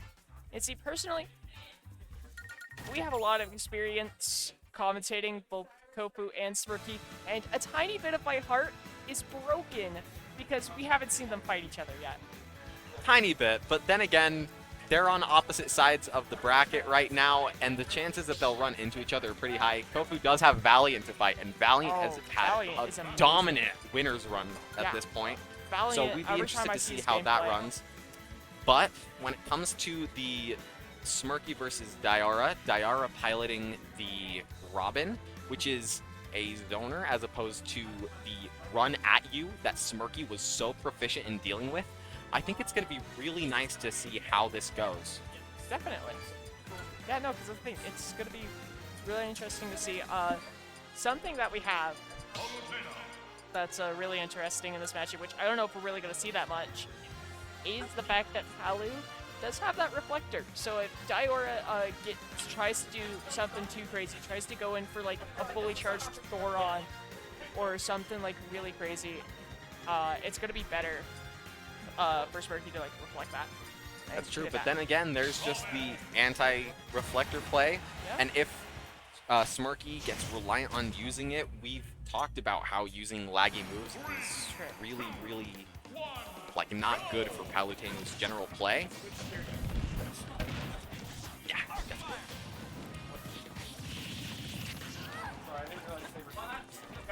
Okay. And we're off to the races. It looks like Diora is in the lead right now, but don't be so self-assured. That doesn't mean that Smirky is not ready to come right back immediately. Yeah. You're seeing those strings, Nair into Bear. Say something that's really interesting that I was actually thinking about when you were talking with me about the lagginess of that reflector move is Smirky doesn't even need that. I'm gonna be honest here. He's so evasive. He's so good with his movement. He's a great edge guard. So he's probably not gonna let Diora have the space to start out these projectiles. And even when he does, he can use that invincibility to just charge through them, and he can even just maneuver around it because he's so good with that Palutena. I mean, that's phenomenal edge guarding if you're able to keep Robin away from the ledge with your upbeat book, considering it goes so far. Just means that, well, Smirky's got a pallet. You gotta play around the pallet. There's that swinging at Smirky that we were saying lost J24 the game. So now that the space is put back and space doesn't work for Smirky, rather works against Smirky, let's see how Smirky plays the run at game or forces a run at me game, you know? It'll be really interesting to see. And Smirky, like we saw in this game against J24, is dominating. And the thing is also something that we didn't really consider here. The reason why Robin is lower on the tier list, it's that speed. Palu has so much more speed than Robin, and it's like, I get it, Robin, you want to keep that space away anyways, but when Palu is able to catch up to you, you can't run away. You have to just sit there and be like, okay, I'll try to swat you away with like forward air, for example, but it's so hard because then Palu just catches right back up with you, and you don't really have time to set up. And another thing, there's only so many times you can swat before you lose your good swatting tool, that being the Thoron sword, right? The Levin sword. Levin sword, that's the Fire name of Emblem it. nerd. Anyways, Yeah, sorry, I'm not a Fire Emblem person. how dare you? I can't believe you don't like dating sims mixed with chess. That's the best description I've heard of that. And there's another like multitude of games that I can bring up is as a dating simulator plus, I don't know, Candy Crush maybe. I don't know that Fire Emblem is the best example to bring up there, but When is the Candy Crush dating sim coming out? my sister in Christ, it is already out. You just gotta look hard enough, and I'm not gonna say the name of it on stream. I think we all know though. We all know, don't we? Oh wait. Is it that one game Alpharad got Yes. the, yeah, okay, I already know it. Anyways, What'd I tell this is you? getting a little too wacky for stream here. Diora, great start here, but something that's really interesting, oh, there goes my controller. Something that's really interesting here is the fact that this is Palu's best stage here. So Yeah, Palu's best stage. And so Diora picking it himself. Smirky, you're obviously not gonna ban it. But Diora picking it, Diora's gotta gotta be really comfortable on the stage, and it's definitely showing here, having such a percent lead and doing what Robin wants to do, keeping away until he's ready to go in and swat at you with that Levin sword. Well, here's what I'm thinking. When you just have nothing but a stage, you have the keep away from me game on one level. That's the ground level. But when you add platforms, you add more space to run away to and mix up where you're trying to be. And with projectiles that go everywhere, you've got your side B that goes that diagonal down. You got the neutral B that goes like straight forward. You can kind of mix up where your hitboxes fall and change up that game whenever you want just by going to a platform. It does, in my mind, seem to be really good, but do you really want that option of the platform when that also gives Smirky's unreactable double jump up air to chase you down? That's the thing, like you're saying here, because that's the thing. Diora, again, he also had something that's really interesting with the platforms as well for Robin that I just barely thought of, is the fact that you'll be able to get those aerials to kill sooner off the top, like that up air that's just monstrous. Honestly, one of the best up airs in the game is Leopard Sword up air. If it wasn't on Robin, it'd be great. Well, a lot of it, if it wasn't on Robin, it'd be great. It's like kind of the same argument for Incineroar. Yeah. You're one of the strongest zoners in the game. No reason that they have to limit your usage of those tools, which you're seeing Diora use a lot right now. I wonder if we'll ever get any book runouts and the game just switches straight from one thing into the opposite. Yeah. Trying to make space into, I am chasing you down. You know, it's not Diora being on the offensive with all of your options from afar. It's Smirky, like, absolutely wiping the floor because Diora won't have any good defensive options as Robin. So yeah, no, this is the thing, like you're saying, you don't really have the defensive options, and Smirky's just gonna go into you.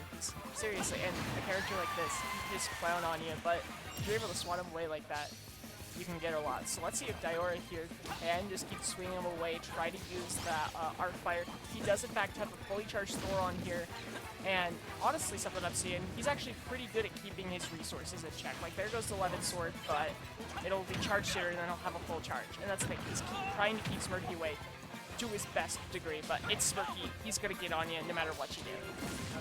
Yeah, you were talking about resource management when it comes to Diora, and I can't help but agree, considering I never know what tools Diora has versus doesn't have. Diora does, and maybe there's a chance that Smirky doesn't even know there's something that he should be doing as Palu, because Dior is really, really good at just playing the game in your face to the point that you won't notice a tiny thing like a toss-away book. Yeah. I believe that is second game. Is it best of? This is best of 5. Yep, this is. Gotta love it when the commentators Semis. don't know. Hey, I was double checking. Say, Okay. don't worry, I didn't know either. Well, I assumed by the fact that they were still picking the stage, I was like, unless they're trying to trick us. I don't know, maybe they have some master plan and all of a sudden this is about to be a first to 10. Yeah. I mean, there's plenty of tricks that you can pull on us. Maybe you can get away with playing 5 games in a row, convince us that it's a best of 9. Yeah. But you cannot convince us that Smirky is not an absolute mad lad for going for that 0 to death. I'm looking at him, I'm like, did you just like chug a monster or something? Like, how much adrenaline, how much caffeine, how much focus, how much energy you have to just instantly get a 0 to death? So, and like- another one! So tell me, are you just like looking into the source code right now? Are Like- you like just that Hold on, in somebody- tune with the universe and the way that the tides of the astral wind sway? I don't know, but like, I can't say that that's not an option out here considering those. Oh my! Is that 3 down airs? Somebody check the Switch, it's modded. Okay, so That like was insane. Oh my. Beta, we This just is- got you a clip. It was the whole game. Oh my. It that was was- the whole game. Serious. I have a permanent shocked expression on my face. What was that? I've never seen that before. And that just shows you, we were talking about aggro Smirky. That was aggro Smirky. That was right aggro there. Smirky. Great showing for both players, but especially You would that not last game like with Smirky when he's angry. Oh my gosh. My goodness. Where are we going over? I called it, and then okay. Smash Looks like fast we as have to free wait. stuff. Yo, Smirky's about to We become need- double famous on Yeet uh, Smash? Yeet That means Smash. that means our commentary gets on Yeet Smash. I'm just saying. We weren't talking about the game the entire time though until he got the down air on the first talk, so I wonder That's if why they're gonna think we're the best. that's true. But see, this is why we're the best commentary duo. Because we talk. Yeah. You see, a lot of people focus on talking about Smash Ultimate when commentating Smash Ultimate. Not us. No. We talk. Well, yeah, like that's the thing. When you get the edge and I really want to mispronounce your name every time I say it. I think it's really funny. What, arpeggio? Yeah, arpeggio, I don't arpeggio. like sure. I see the vision. I feel like it's so hard to mispronounce though, even though its spelling is so wacky. Yeah, I know. Like I'll you just try my replace best. a vowel for another vowel, and that's the extent of the creativity you have with messing up arpeggio. Arpeggia. Arpeggia. Arpeggia. I've done it. But yeah, no, that's the thing. When you get that edge and arpeggia commentary, you never know what you're gonna get. It's always a fun time. You We are get- the hero of commentary. So you get what you get and you don't throw a fit, right? Exactly. Life is like a box of chocolates. You don't know what you're gonna get. So by extent, we are like a box of chocolates because we don't throw fits about what we get. I don't know. That was. You know what? That was amazing. Thank you. Never. Thank you. My brain is going in spirals. So to if how we are great if we that are a was. box of chocolates, what chocolate are you? Oh, that's a good question. That's a good question. I'm a peanut butter crunch personally. Nice, nice, nice. Yeah. You see, I'm thinking about it, right? And I'm one of those chocolates, I'd say. One of those chocolates, both. You're really narrowing down the field. I'd say I'm one of those like chocolates with like all the caramel in the middle. You know what I mean? Okay. Yeah, you know what I mean. So you think it's about to just be, you know, Caramel. an average piece of chocolate looking on the outside. Then you take a bite and it's like, whoa, this is really good. I didn't know that was there, and that's me. Are you implying that people don't assume that you are full of goodness when looking at you from the outside because Well, I mean, Edge? have you seen my emo outfits? I've have you seen seen you the wear Slipknot corn shirts? t-shirts. Yeah, corn, Slipknot. You know, I'm just that cool. Okay. Definitely. If that's the extent of have you seen my edgy fits? Have you I seen my wear edgy fits? metal t-shirts. I wear metal t-shirts and jeans. Sometimes Yeah. I wear a cross. Ooh. Have you seen my nerd look? I'm wearing glasses. And I have 20/20 vision. Well, what a loser. He needs to see. I- Wait, no, you I- have 20/20 vision. That's you just I said that. literally just. Were you not paying attention? Based off of Sometimes this I'm conversation, I want to say you're like one of those coconut ones. No! Don't compare me to the coconut chocolate. Oh man. Mom, I've learned pick in me up, recent I'm that there's being plenty of things that you can call people Uh-huh. that aren't necessarily the most offensive thing, but for Yeah. some reason hit the soul. Comparing them to the coconut in the chocolate box is one of those. The One of most my favorites, ruthless uh-huh. one I think I've ever seen is comparing somebody to Arby's breakfast. Once I called somebody an individually wrapped jelly bean, Yeah. but Arby's breakfast. My man looks like a salesman for caffeinated tires. Yeah, no, the Arby's breakfast has been the most ruthless that I've ever seen anyone insult someone without saying anything inherently mean. I've been thinking a lot about the fact that swear words bad, right? But most of them are not inherently, just by the definition, worse than the word stupid. We say stupid all the time, and stupid is more offensive than over half of them. So, You know what? But I'd still rather be called stupid than be called Arby's breakfast. you see what I mean? World's worst insult. Dude. You know what? You're I'm not gonna believe where I got it too. Where? It was Wendy's corporate Twitter. I got it from Wendy's corporate Twitter. Wendy's corporate was roasting people that asked Yeah. to be roast, and then said, you know, you just strike me as an Arby's breakfast type of person. Or like, if Arby's breakfast were a person, you'd be it. And dude, daggers straight to the heart. You know the meme, Beta, if you're listening to this, put the meme on the screen where it's like the person talking, it's the woman talking the daggers into the dude's heart, right? And it's like the you know what I'm talking about. So just imagine this. You are Arby's breakfast me when you are Arby's breakfast. So anyways, I've sent a message to one of my friends in our group chat saying, if you were a fast food breakfast, you be Arby's breakfast.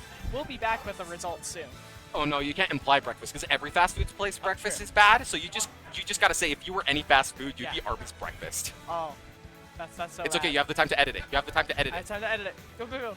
Go go go go go. Okay. When it comes to things a little bit more topical to our game, it does look like next up we are going to have Cyrus. Cyrus is going up against Fire Muffin, and this is going to be a fun match. Fun match. I believe the two play pretty often. Don't you guys play pretty often compared to the standard? Yeah. Oh no, they're going PS2, but They're they going are changing PS2. the music. Where are they going? Team Galactic. This is Oh, losers semis, right? yeah. What always Oh, losers. Oh, right before. Yeah. So what always Losers disappoints me, right, is when players go to Pokemon Stadium and they don't get Cynthia's theme. I'm with you on that. Either that or Ends Castle. I love Ends And Castle. Ends Castle does go crazy. What's even funnier though is earlier today I watched someone say, "No, I don't want to go to PS2. I want to ban." And then they went to PS2 anyways after the bans. See, that's what happens when you ban. And honestly, something I'm actually really excited to see here. This looks like some month 1 ultimate pro level gameplay. The That's Lucina true. and the Lucina Inkling. Inkling. And It's really interesting to because see. I'm I'm surprised to see Cyrus going Lucina. I've seen some Cyrus Cloud. I've seen some other sorties, but I don't know that I've ever seen a Cyrus Lucina. Yeah, that's what I'm And I'm saying. curious to know how he pilots it, considering how aggressive Cyrus tends to be. His ZSS, absolutely crazy in advantage. Yeah. And, I mean, not known for being an advantage character, the Lucina, it's just mostly a neutral, right? So the fact that he's able to capitalize as well as he did with that back air to take first stock has me really interested to see how the rest of this set will play out. That's something I'm seeing a lot. We know Cyrus as that aggressive player, as that, you know, he feels like a calculated Unga Bunga. You know what I mean? Calculated Unga Bunga. And Fire That's Muffin, one way to put it. He has, I've seen his Inkling before, and he's a lot more of what you're talking about, that more neutral gameplay from what I've seen. Of course, this was a while ago. I might be misremembering.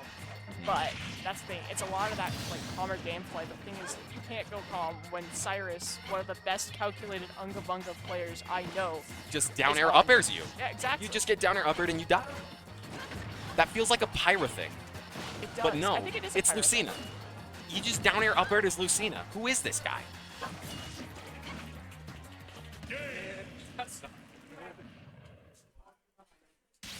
And while Hudson was giving Frosty the bracket, Oh yeah. Cyrus So did something and murdered Fire Muffin. yeah. So quirky, Let's go. silly, even funny, maybe. Funny? Maybe. Ooh. And maybe even a little bit So wacky. if Frosty, how could you? if Cyrus is calculated Unga Bunga, the only thing I know for certain is that Fire Muffin is not Arby's breakfast. Oh, definitely. Fire No. Muffin. So what is Fire Muffin? Say it. Is he a silly goober? Like, he's not a goofy goober, right? But is he Oh. a silly goober? Ooh, he might be. He might be a quirked up white boy with the Quirked up- sauce. Ooh. Say, The sauce. does he have the sauce? Something. So you gotta be a quirked up white boy to play Inkling, right? Oh, of course. Whether or not you have the sauce hinges on the gameplay, which Fire Muffin was going crazy there, but that shield break, or not shield break, the combo break, Yeah. the such strong up B that Lucina has, frame 1. That up B is amazing. Say that's the thing. Even right there, when Cyrus missed it, he's still playing fine. That's the thing. He missed it, and then he's just like, okay, cool. I'll quickly just fast fall and shield. Oh, great air dodge there from Fire Muffin, though. Yeah. Trying to get the F smash, catch with some other cheeky kills like last game, but Cyrus is not going to get them that easily, is what Fire Muffin's saying. Yeah. And something, honestly, that I didn't even really think about. So, you know, Cyrus, that calculated Unga Bunga. With that Unga Bunga, Lucina's great at edge guarding, but doesn't The matter up with B Fire gimp? Muffin. Yeah. The up B gimp's crazy. I love seeing that from Inkling. Everybody talks about how it's an option, but you never see it. So when it happens, it's a big moment. Yeah, I'm happy. Say- My say soul it's- is full. Yeah, it's looking like Fire Muffin is in fact a quirked up white boy with the sauce. He is goaded with the sauce. We were He's talking going about crazy. whether or not he's going with the sauce. And seeing a Sources gift like say that- yes. Yeah, I saw it in a dream. yeah. Fact checked by true, real American patriots. Yep.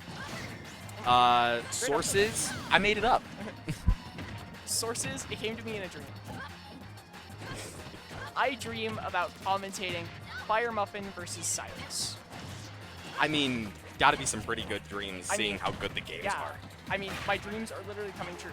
This is exactly what happened in my dream, except for I don't think the ending is gonna happen, because the ending was Hudson joined and it became a free-for-all. Interesting. I mean, listen, don't write anything out of the realm of possibility too early.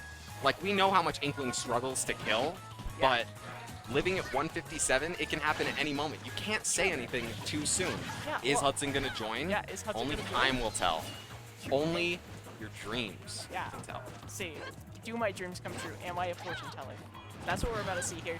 Yep. And in my fortune, I'm going to think that Fire Muffin kills Cyrus here with an up air. Yeah, with an up air. I was gonna say up throw up air, but no, just up air. Ooh, up smash on the platform to catch the landing. Very, very good. Not gonna kill, but it is solid damage coming from Cyrus. Does back row kill here? Oh, so close. What do So, you like, think? not to say that Inkling's bad, but Inkling's bad, right? Well, I mean, Sheik can't kill, but at least Sheik can get, you know, crazy combos off. I mean, okay, maybe. Something is telling me, in my heart of hearts, that Inkling's bad. Yeah, I think Fire Muffin might be running out of like his McDonald's sauce packet right now. He might have to go get Yeah. another one from the cashier. So, like, in terms of, we were talking about fast food.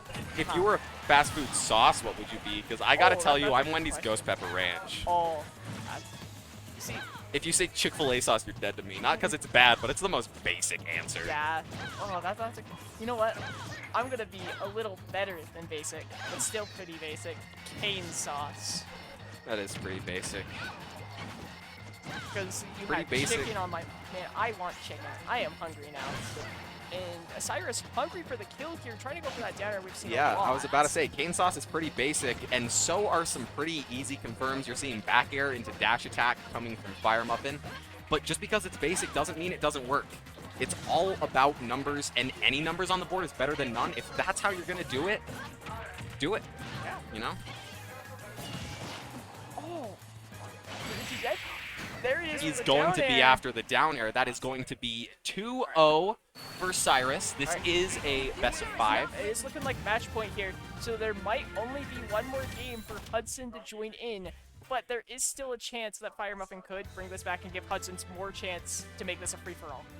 Okay, you said that. I turned and saw Hudson walking yeah. over, so timid with hands behind his back, and my heart said that he had a controller.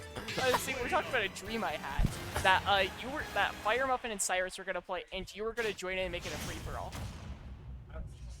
It could be a stage hazard. Exactly. Could be a stage hazard. We'll Just be a have- Byleth fully charging neutral beat the whole time. I was actually gonna have him play DDD and just constantly be in the middle of the stage. Ooh. I think that's a good one. Let's see here. And speaking of good ones, good gameplay coming out here from Cyrus, 52% already on Fire Muffin, and having that ledge trap that he's so good at these ledge traps, so good with these edge guards. Of course, Fire Muffin, I mean, he's playing Inkling. Inkling can recover not from that, though, so deep. Such a strong back air. So something I'm noticing, you were talking about good percent, Yeah. and that came from up air. Earlier in the game, or in the set, we were talking about how much good kills he's been getting. It's been from up air. This has been an aerial Lucina game, an aerial Lucina set the entire time. Well, that makes sense to me because thinking about it, right? Inkling, you know, you're the squid kid, so you have tiny little stubby kid arms and kid legs, and that's what you're attacking with. Yeah. Lucina has a sword. She Yeah. has the falchion. She can outrange you. And the thing is that she has that disjoint that helps out. Like, you have some moves that are Inkling that are kind of disjointed, like your back air, for example. But Lucina just has so much more disjoint, and so, like, she can go and try to trade with you even, and she'll win. It's all about being ambiguous. I mean, Inkling's got good enough frame data to make swings not matter when it comes to certain punishes. So you can be ambiguous. Am I going for this? Am I going for that? Are you a squid or are you a kid? Doesn't matter if I have a giant stick made of metal. And we just saw that again coming from Cyrus. Really strong kill. I think that was the upbeat to Yeah. take. Yes. It was indeed the upbeat to take. And something we're seeing, right? 2 stocks ahead in Cyrus. At this high percent, he's still just going. He's just going. He's going to swing that sword at you. You know, Fire Muffin looking like a fly because the way Cyrus is fly swatting him out of here. But the little kick going to take the stock. Let's see if Fire Muffin can do enough damage here and try to take a stock, even though, as we saw last game, Inkling does struggle to take these stocks. But can rack up some pretty good damage there. 52% off that combo. Okay. You took a breath. I'm proud of you. I was waiting for the moment that Oh, you the decide Eminem to again? breathe. Because, Yeah. listen, I'll be real. I wouldn't want to breathe either, knowing that this was the set I get to talk with. I Exactly. mean, you saw those really strong early percents. Like, Fire Muffin got Cyrus to 0 from 82 in almost an instant. We're seeing roller, there's up smash to take stocks. That's Just something that's because interesting. things are so strong, this has been, like, this hasn't been back and forth. This has been in the favor of one, and then just hard U-turn into a different game. It's been zoning out with Lucina's superior aerial into grab chains, into tech chases on the end of Fire Muffin. It's like, what game are we playing? Who's gonna win? Are you a squid? Are you a kid? I have a big metal stick, right? Exactly. So that's the thing. Let's see right? what prevails. Yeah. You know, Squid Kid, right? Here's the thing. Both these players such high percent. And both these characters struggle to kill a little bit, but not. Oh. Okay. Up tilt doesn't, or forward tilt? tilt. It's Forward one of the tilt, tilts. rather. I don't Yeah. know. See, again, after I did all that talking really fast, I'm losing the You get a little yeah. woozy. Yeah, a little lightheaded, you know, just like, woo. How's my little iron deficient commentator doing? Iron deficiency gang, rise up, not too quickly. Oh man, I love that. You know what else? You know what other gang we can call up? Wait. The yeah, cool we have it. the cool gameplay gang, because Cyrus and Fire Muffin are part of that gang. They Cool. are. Yeah. And you know who Yeah. else is? Free for all Hudson. Free for all Hudson. Again, Please. that dream will come true. I don't remember who won in the dream. I think I woke up in a cold sweat, seeing the fact that Hudson played Minecraft. I'd be terrified too. I'd be terrified too. I was gonna ask, what were you so scared of there? Yeah. Hudson, Minecraft? I'm terrified. And something tells me, Fire Muffin, you gotta be terrified of Cyrus's Lucina here. Because again, you've seen what Cyrus's Lucina can do. Just rack you up so much damage so fast, but not really doing that this game. Fire Muffin really keeping Cyrus out really mean, well. A lot of those back You airs. could say, hey, listen, he's got to be scared of Lucina, but I saw him hold shield on a platform as Cyrus was just swinging. It was aerial after aerial, and at any moment he could break out the shield breaker. At any moment he could go and grab and get some 3%. But no, Fire Muffin just stood there confidently, and he was able to capitalize off of that scenario that was given to him on a silver platter by Cyrus and start some strings, swinging over to the left side. Did look like he wasn't able to carry it long enough to get a kill, but is it going to matter when you got good enough edge guards and keeping your opponent away? We were talking about, is Fire Muffin scared? I can tell you that Cyrus was scared to approach the ledge with all the bombs, with all the lingering aerials that Fire Muffin has been putting out. Really good overall show of Inkling's tools, where to use them, and just when to stick your ground, put your roots in. Yeah, I was talking about the fact that Cyrus kind of plays this, calculated Unga Bunga. Fire Muffin started to do a lot of that himself. You know, he's zoning out with a lot of these backers. He's using these bombs off stage, and I think he's using his combo routes more reliably. He's, getting these ledge traps more reliably. He's getting these, everything he's getting more reliably here. And so it's definitely going to be a lot harder for Cyrus because it does not feel as much as a sweep. He got that extra sauce packet from the cashier. He's currently, again, perked up lightly with the sauce. Yep. I mean, he's got to be if he's going to lift that back air coming out from Cyrus. Really, really strong, but not strong enough to kill. Inkling is at 130, and there's that up air that we were talking about. It does your damage. It does your kills. Ask Demariot. Who knows? You might get a really good relationship out of that, knowing how versatile it is. I mean, it feels like it can do anything, It can juggle, it can kill, it can do so much, but of course... Up throw, up air is going to kill. Yeah, that's the thing, that up air. Again, see, right there, just catching on the platform, it can do anything. Maybe even file your taxes for you. Maybe. Right now, it looks like what Fire Muffin needs, though, is something to build up those percents. We're getting stray hits and F-tilts, but you're seeing grab into bomb and trying to tech chase. I guess wasn't ready for the direction that they were sent afterwards. Doesn't change the fact that the pressure is on. You got swinging Inkling all over you, and all you can think to do is shield. Yeah, Fire Muffin's going to punish that, especially with an upbeat to Gimp again. I am eating well tonight. I love upbeat. I love it. He's got that sauce. Game 5, is Fire Muffin going to come up with the reverse 3-0 here, or is Cyrus going to be able to clutch it? Going back to PS2, I am sick of this stage, but I am not sick of these players coming in. So Cyrus is consistently a calculated Unga Bunga, and so is Fire Muffin being a goated up white boy. But you know what's not consistent? How much sauce he has. And we have seen that he knows exactly where to cash in that Ghost Pepper Ranch. That honey mustard, as Frosty says. Yeah. Very good. Does he have that? Does he have that tangy barbecue? Does he have that ketchup? Does he have all of these different sauces? Did he get a variety pack? Like we said, cane sauce is basic, but when it works, why would you go for anything else? There's that back air dash attack again. Yeah, and that's the thing. Ari has so much damage on Cyrus here, and I think it's one thing that's really making Cyrus, taking all this damage here is the fact that he's using a different ult. Is he? Yeah, he was using the red and white ult before, and this is default. All right, well, let's see if taking your Lucina back to the store, trading out for a new one, is going to do you enough good. It does look like Fire Muffin has the download on Cyrus. Yeah. Is keeping him in disadvantage. Like, yes, you have a sword, but when you have to go to Inkling, and Inkling can set up whatever they want. They can set up their shield, they can set up their bomb. They can pull out the roller and try to hit whatever you throw at them. Inkling does have tools. Are they strong tools? Yes. Strong doesn't mean killing, of course. But do you need to when you got your opponent at 163 and scared as ever? I don't think so. Yeah, because that's the thing. We were talking about this at the beginning of the set. The fact that Cyrus without Lucina has more range. But Fire Muffin's adapting, using his own range with the Inkling, using that back air going in there, using that forward air to just kind of nudge off, using the roller, using the bomb, just keeping his own space, using his own projectiles, using his own disjoints to kind of zone out Lucina. Again, you're not as good at zoning out as Lucina, but that doesn't matter if you, the player, are better at zoning out. And it's looking like Fire Muffin is better at zoning out, at least currently. Yeah, I mean, narrow up smash is going to try to catch the jump get up, but Fire Muffin was ready. It looks like you revealed your hand a little too early there, Cyrus. And when you give on a silver platter Fire Muffin the situation, we've seen how good he is at just taking whatever's given to him, making the most of it. Sometimes it's disadvantaged, but when you give him an advantage, he is going to capitalize off of it. But there's that up smash. There's the up smash again. Actually hitting this time. Of course, Fire Muffin entire stock ahead. And again, we're seeing these crazy combos. Only 30% off that one. And the thing is, too, we've seen Cyrus. He can take you from 0 to 80. Of course, can he get in to even get that? He's trying to go for a little bit something different there with the up smash, but Fire Muffin, great air dodge through it. Yep.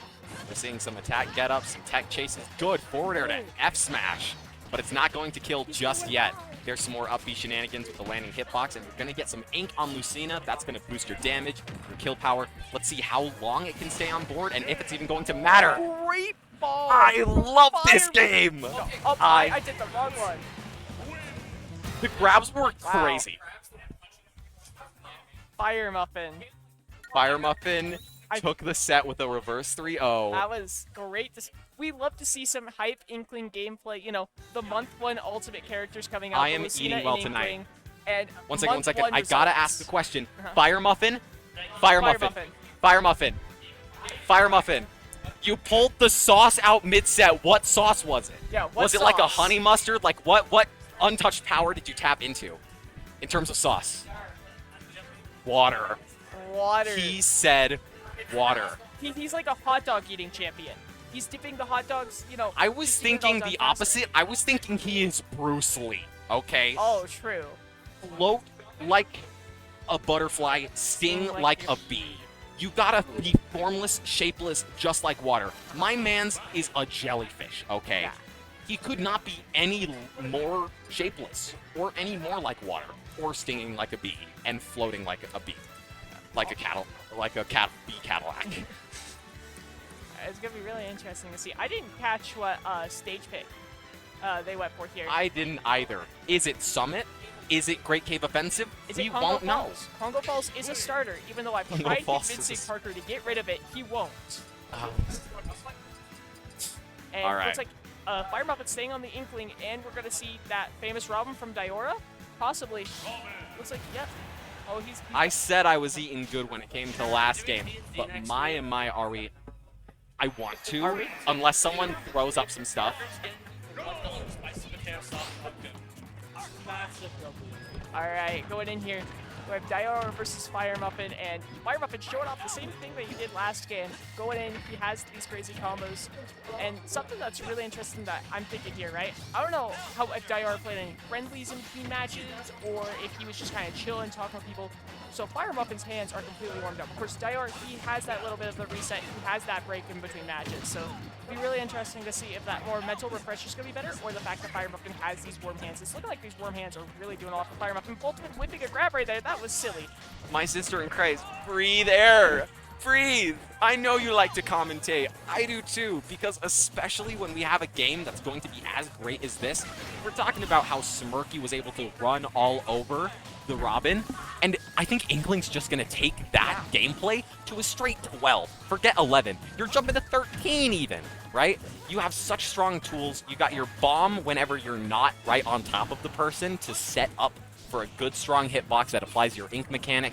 You got your grabs that Fire Muffin has been converging off of so much. We've seen up air and then following up with either trying to a forward air, a back air. I think we saw, what was it, splatter shot there? Yeah. I don't know if that was intentional. You'd be crazy if it was.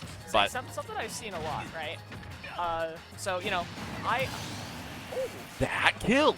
Cow 11. I frequent the internet, and sometimes Inklings will just randomly go for splatter shot. I don't understand it. I thought that move was bad. But of course, the last time I really heard about anything Inkling besides this was, again, start of Ultimate. And again, that's I also- miss the so good old days when Inkling and K-Rool were top tiers. Why can't we go back to Inkling payroll top tiers instead of having Ozzy and Steve? That's all right. That's all right. It's all right. That's Listen, just because Inkling's not the top tier they once were doesn't mean that they are not still a crazy character. definitely. And Fire Muffin is showing that firsthand, right? We've seen really good bomb usage. It canceled out that side B from Robin there. Yeah, that's always good. I always think forward 30% farther, but that forward air definitely sends pretty far. Going to take the stock on Diora. And that's the thing.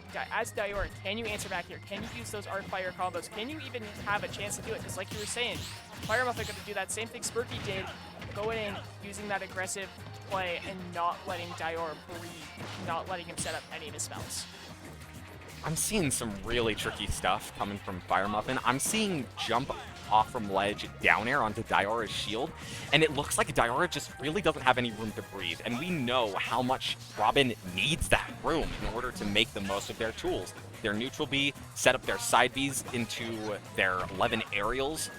Fire Muffin's just absolutely running the show right now, and in order to take this game as Diora, you really gotta find your footing, bury those roots, and stay put, because you can't let yourself be trucked around as much as you are right now from Fire Muffin.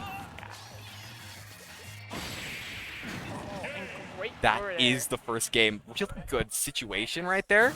I mean, he got forward air to kill, he got bomb to cover, dropping down. He got so much out there. And here's my question, right? We saw Diora going back to that match he had against Smirky. He had to play against this very rushed down, aggressive, I'm going to combo you forever, I'm going to ledge trap you forever, I'm going to do everything forever. And he went Robin the entire time and ended up losing. Does he switch here? So I don't personally, now that I see the FD stage pick, he might not. And it looks like, ooh, looks like they're he's grabbing got the some water. Wait. He's getting the sauce. He's getting the sauce. We were talking about what Fire Muffin sauce is, and he said it was water, and they're going to drink up right now. Listen, big mistake, Diora. Letting your opponent get what he needs, Yeah, that's the thing. You can never let your opponent get their sauce. The moment you let your opponent get their sauce, like if you were playing against me and all of a sudden I start drinking that cane sauce, it's over. So we all know the Inkling sauce is now water. We heard it from Fire Muffin first. But when I think about Robin sauce has got to be thick, tangy barbecue, because you're stocky, right? But it looks like Fire Muffin is doing a really good job about watering down that really tangy taste that Robin presents. This is a great analogy here. You see, this is what Heat Smash Brothers Ultimate commentary is. We start talking about the sauces, and Fire Muffin go to with that sauce, but Diora looking like he's go to with that sauce. And the thing is, something I'm really liking here from Diora is this FD stage pick. That's the thing. Robin, you're not going to have those platforms to run away to anymore, which kind of sucks. But at the same time, Inkling doesn't have the chance to try to extend any combos with those platforms. You can try to hit those up airs, and that gets you a chance to hit those back airs, just like Diora did there. We were talking about Levin Sword being some of the best aerials in the game, and there it is, front, forward, and center.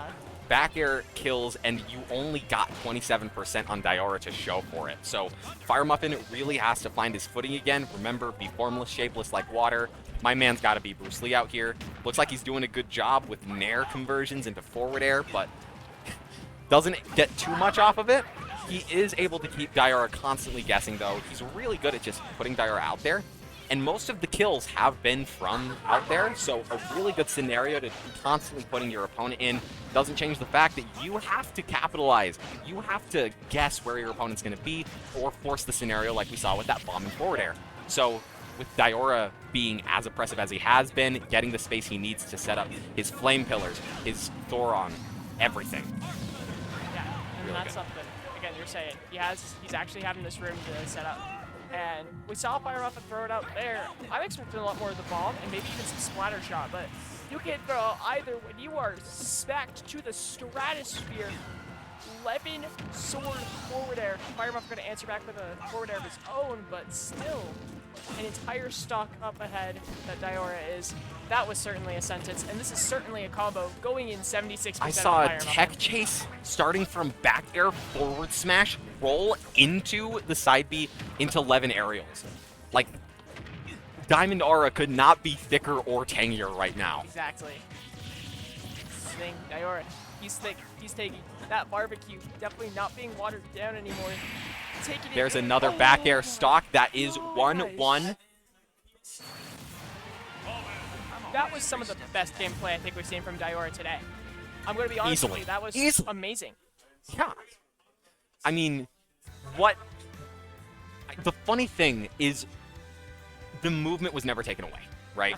Inkling was still schmovin' always, and that's what's so strong against Robin, is being fast and having that movement, but every single move fell so perfectly into Diora's game plan, and he had every single counter ready for every single like tech option. For every single bait of movement, they had the option. And we saw like the snowball that Diora is once you let them get thick and tangy. The issue is, right, something I'm actually seeing here, this is really an issue. I don't know why I said that, but the thing is, it's definitely different here. Going to the opposite of FD, going to this battlefield, like we talked about in that Diora versus Smurfy game, he has those platforms he can run to now, and Inkling, honestly, slower than Palu, and plus doesn't have that teleport cancel. Might even be I think Inkling's faster than Palu. I'm sorry. Inkling is faster than Palu, and I think that Inkling uses platforms better than Palu does, especially when it comes to your throw conversions. We've seen up throw, up air, and you can carry it so much longer like we're seeing Fire Muffin trying to do right this instant, right? Diora can run away to platforms and mix up where his projectiles are going to be with the platform height, but Fire Muffin loves these platforms. Able to chase him down from the top plat, falling straight in. I don't know that Palu could have gotten there, and I don't know, maybe. Maybe, but Fire Muffin, doing great here. Definitely showing up. I think he plays well, but Diora, I don't know if he's just adapted. Maybe Diora, you know, that water bottle of his, it ain't water, it's that tangy barbecue sauce, and he's drinking it up because he's going crazy. Pretty close game here. Diora does have that little bit percent on him, but let's see if he can actually just even it up here. Yeah, I mean, a lot of Fire Muffin stuff is strong, and Diora has really good options as Robin too, but what I've really seen Diora win with has been Arc Fire. Sure, Diora can get momentum, but it's taken so far when you add Arc Fire into the mix and you're able to tech chase. You get extra damage, you get 11 aerials that can combo into other aerials that we're seeing happen. You have such strong interactions as Robin, but it's on a whole nother level when you have the time to throw out that tiny fireball. Fire and water do not mix. And neither does air, which is the tome, the air book. You see it's the air book, which is the recovery, and Inkling. We are seeing 2-1 in Fire Muffin's favor. Let's see if we can follow through. I mean, Fire Muffin came back from a reverse 3-0, right? Yeah. And Diora already has a game. Yeah. Diora has to do less work than Fire Muffin has, and you were talking about how it's good that Fire Muffin's hands are warmed up, but I'm sure that Fire Muffin is also just exhausted from how many games that they've been having to play recently. That was, yeah, because that's the thing. This has been 3 games so far, going on to a 4th, and that last one went up to game 5, so that is something. You definitely have that. You have not had the chance. Right, to be fair, they did get up and drink water. They did. That may be the only break that Fire Muffin needs to prove that the Inkling is enough to take this tournament. Okay. I know. Not enough to take the stock, though. Diora makes those back. Robin absolutely crazy with range and trying to mash smash attacks, but apparently the jab has too much range. Yeah. I mean, I'm sorry. Seeing Diora get sent off stage like that and seeing how last game ended, I was scared. I was like, Robin usually makes these back, but who knows, maybe Fire Muffin's got something, you know, cooking, and he didn't, but it doesn't even matter. 88%, and that's the thing, that roller berry, it is so strong. It's so hard to mash out of. And yeah. It just leads to this huge thing. Easily one of the strongest berries in the game, and we've seen how good Cyrus's mash is, but it looks like Fire Muffin now has the chance to test Diora's, and if Diora struggles with it more than Cyrus does, you can get so many easy kills off of that. Yeah. And then again, Fire Muffin didn't need those to take that stock, or to take the set. So I guess we'll see how the tides favor. This is a very back and forth. It's either Diora, the stars align, and he is become Robin incarnate, or you just kind of let Inkling walk all over you, slowly get to add your water into that thick and tangy barbecue sauce until you forget that you were cooking. Yeah. I think you water it down. And something I'm seeing really here that I absolutely love is Fire Muffin's ledge trapping. I think he keeps you on the ledge. He keeps you in these disadvantaged states so much. The thing is, it's not that hard to do against Robin because Robin is slow. But again, Robin can swat your way with those 11 sword aerials. But even then, Fire Muffin's so good. I think he gets swatted away. Okay, he's just gonna bring you right back. And again, well, these percents still pretty even, but Fire Muffin does have that stock ahead. And with that stock ahead, that gives you so much advantage. Then again, I am seeing a lot of trades. I just saw the multi-hit neutral B trade with an aerial of Inklings. And kind of similar to Sheik, I think the Inkling loses nearly every single trade made, especially against Robin, who most of the time is going to be having their Levin Sword, right? That's so much damage and combo potential off of your hits. So the risk reward is really in the favor of Diora on stray hits. But when it comes to strings and either playing offensive versus defensive, it looks like when Diora's playing defensive, Fire Muffin's playing offensive, Fire Muffin wins. But if both were to play offensive, trade hits for hits, I'm curious to know how that game would fare, because it might be in Diora's favor, which he needs right now if he's to take and make it game 5. And that's the thing. That's something honestly, I forgot about it until you said it. I heard game 5 and it piqued me, and I was like, oh, wait. This is game 4, and this is game match 4. point for Fire Muffin. We put the wrong scores on, but we don't Oh, care. wait. We're just that sick. Reset, bop. And then Fire And then Muffin says, bop. yeah, there we go. The 2 is the 0 is visible You in know the back. what? I don't That's know fine. what's going on Fire here. Muffin is at 20 wins I right don't now. know what's And happening. that feels like a 20 That's win the nair. run out of up B. Looks like Tomes could not handle the tidal wave that has been Fire Muffin on the Inkling. That was, man. Again, sorry, just thinking about this, right? We're talking about the fact that we've barely seen any Inkling since, like, the beginning of Ultimate. Fire Muffin Showen, honestly, we should see seeing more Inkling, because Inkling can still destroy. Of course, good showing from Diamora, too, you know?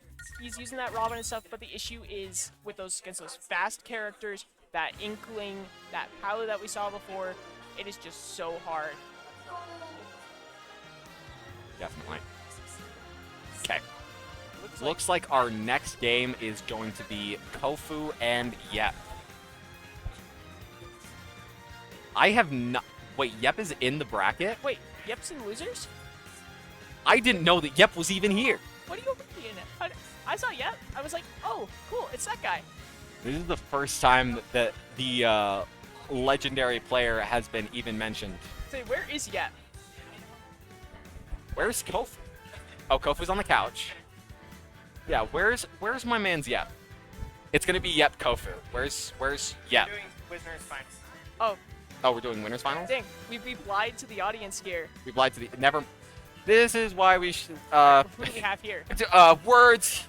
Words. I'm excited Words. to see. We're about to see who it is. Smirky and Smirky Valiant. and Valiant. This is about to be some of the best gameplay of this tournament. I'm excited. I love seeing these two play. I'm you know, so I've commentated a lot of Smirky, not a lot of Valiant, so it's gonna be really interesting from a commentary standpoint, at least for me being like, I know what Smirky wants. He likes that aggro.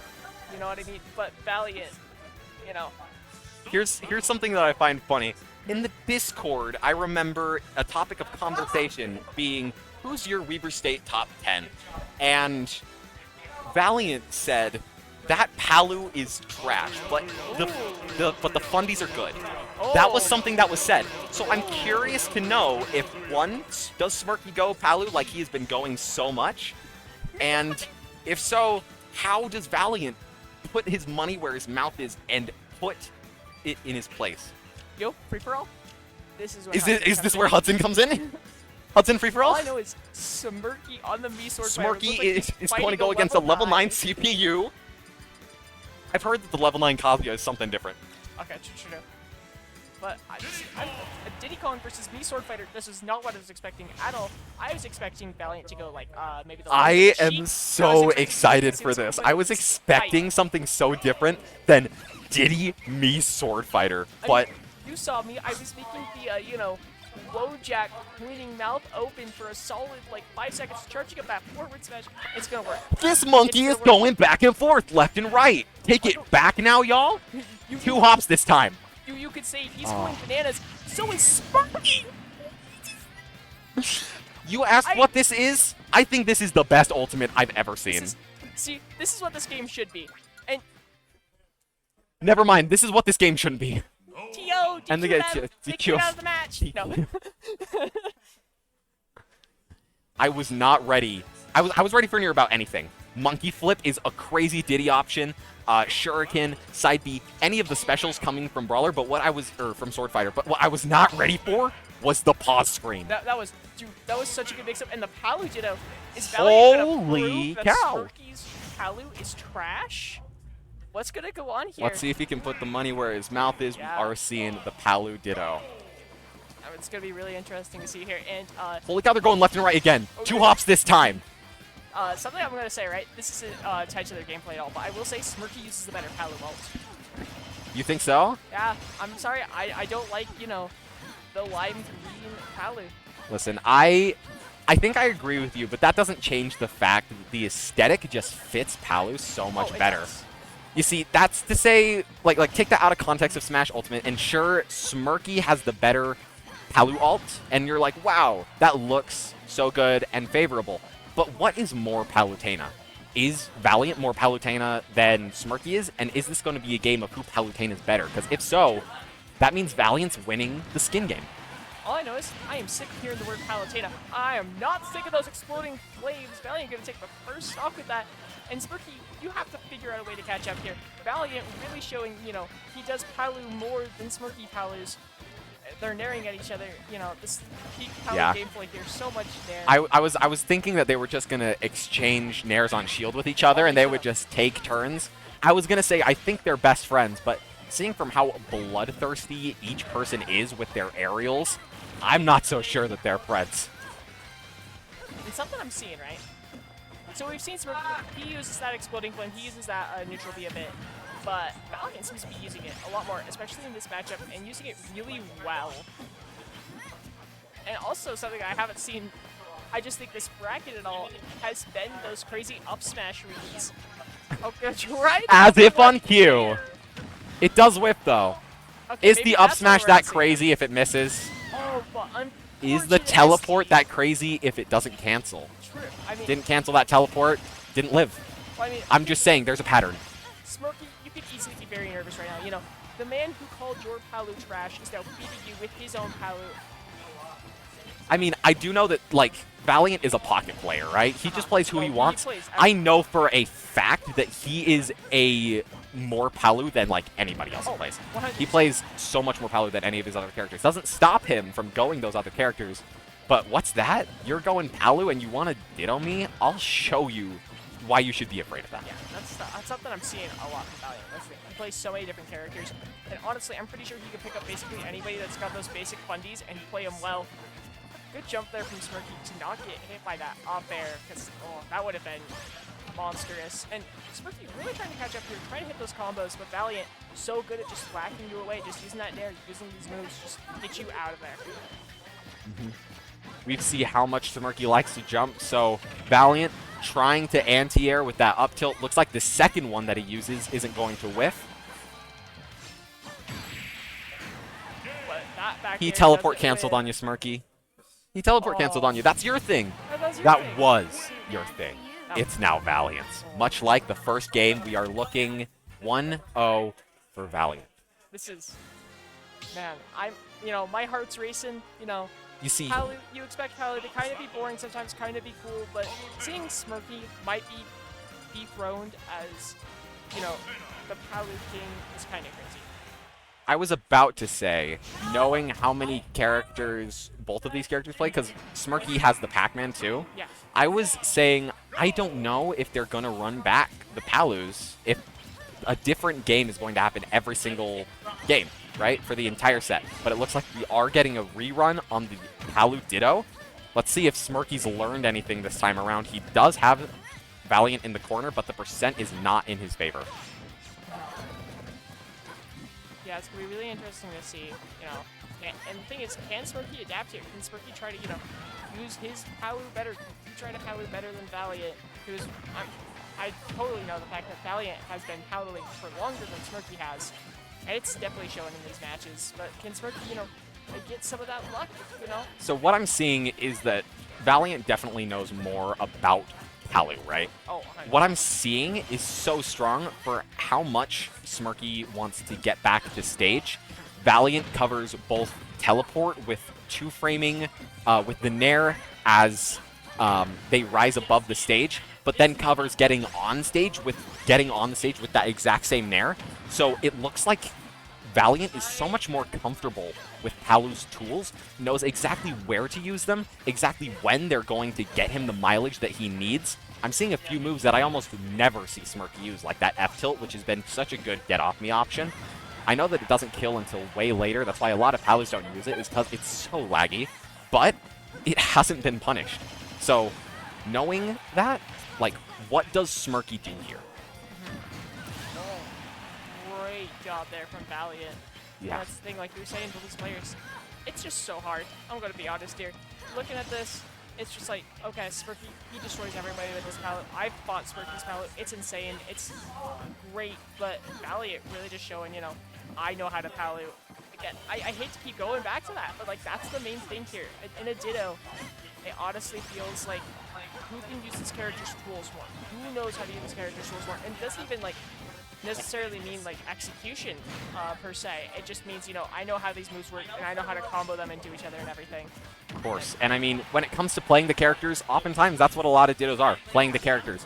And knowing that that's a game that Smirky is more consistently losing, stop playing Palu then. Play Smirky, Yeah. right? You have so many things in your head that can work. Doing something Palu is strong, sure, but you got someone doing Palu things better in both offense, defense, neutral, everywhere. So maybe the key to victory here is to not play Palu. Sure, you're Palu, but what does that matter? You're a top tier. True! Yeah, but the thing is, can Smirky even get a chance to do his own Smirky things?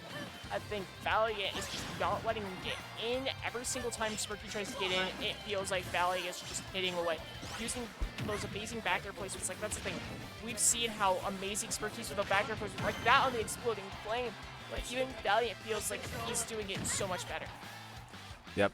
I mean, this game is looking a lot more even. It looks like Smirky is going to have the stock lead. Is at kill percents, though. We'll see how long it takes for Valiant to take the stock. Looks like not long. All right, even game here.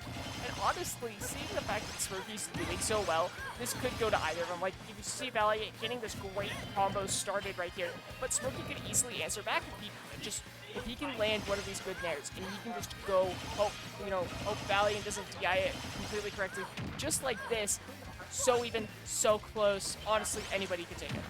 Yep, but I mean, the percents are so even right now. We know how good Valiant is at picking up Palu kills. The kills coming from Smirky's end have been a little bit more cheeky and less solid feeling, like the aerials that Valiant has been going for. That doesn't change the fact that Smirky looks like he has a lockdown. Every Exploding Flame that Valiant has been going for has been punished at this point. If not punished, bare minimum avoided. Right? So when it comes to avoiding the tools, it looks like Smirky's got it. It's just now who is going to use the tools, not even better, but just in a way that's going to make you win this game. That's the thing, right? You can play this Palu gameplay. You can use these tools the way Palu should be using them tools. But you can use, you know, Smirky can play Smirky, Valiant can play Valiant, and all of a sudden they can do something that none of us are expecting. None of the players, none of us commentators, nothing expected. And the invincibility there in the back Is throw. the back air going to take it? It does. That is 1-1. Games back and forth. See, that's The Palu Ditto is Valiant's game, but Smirky is his own beast that you can't just expect to steamroll like you did that first game. That's the thing. Smirky, we keep seeing him. Smirky's always, it feels like, able to push back because he's so aggro. He knows how to play that. Let's see the aggro music stuff. counter pick. I'm excited to know what gets pulled out. Okay. Twilight Princess theme. That's Valiant. That feels like That's Valiant. Yep. Smirky gonna stick on the Palu. Valiant gonna. We're gonna see the PT. What was I saying? We could see different games for every single game of the set. This is, okay, The this first is sick. two were the Palu Ditto, but how many times is Valiant going to just hopscotch from one character to the other on that character And select honestly, screen?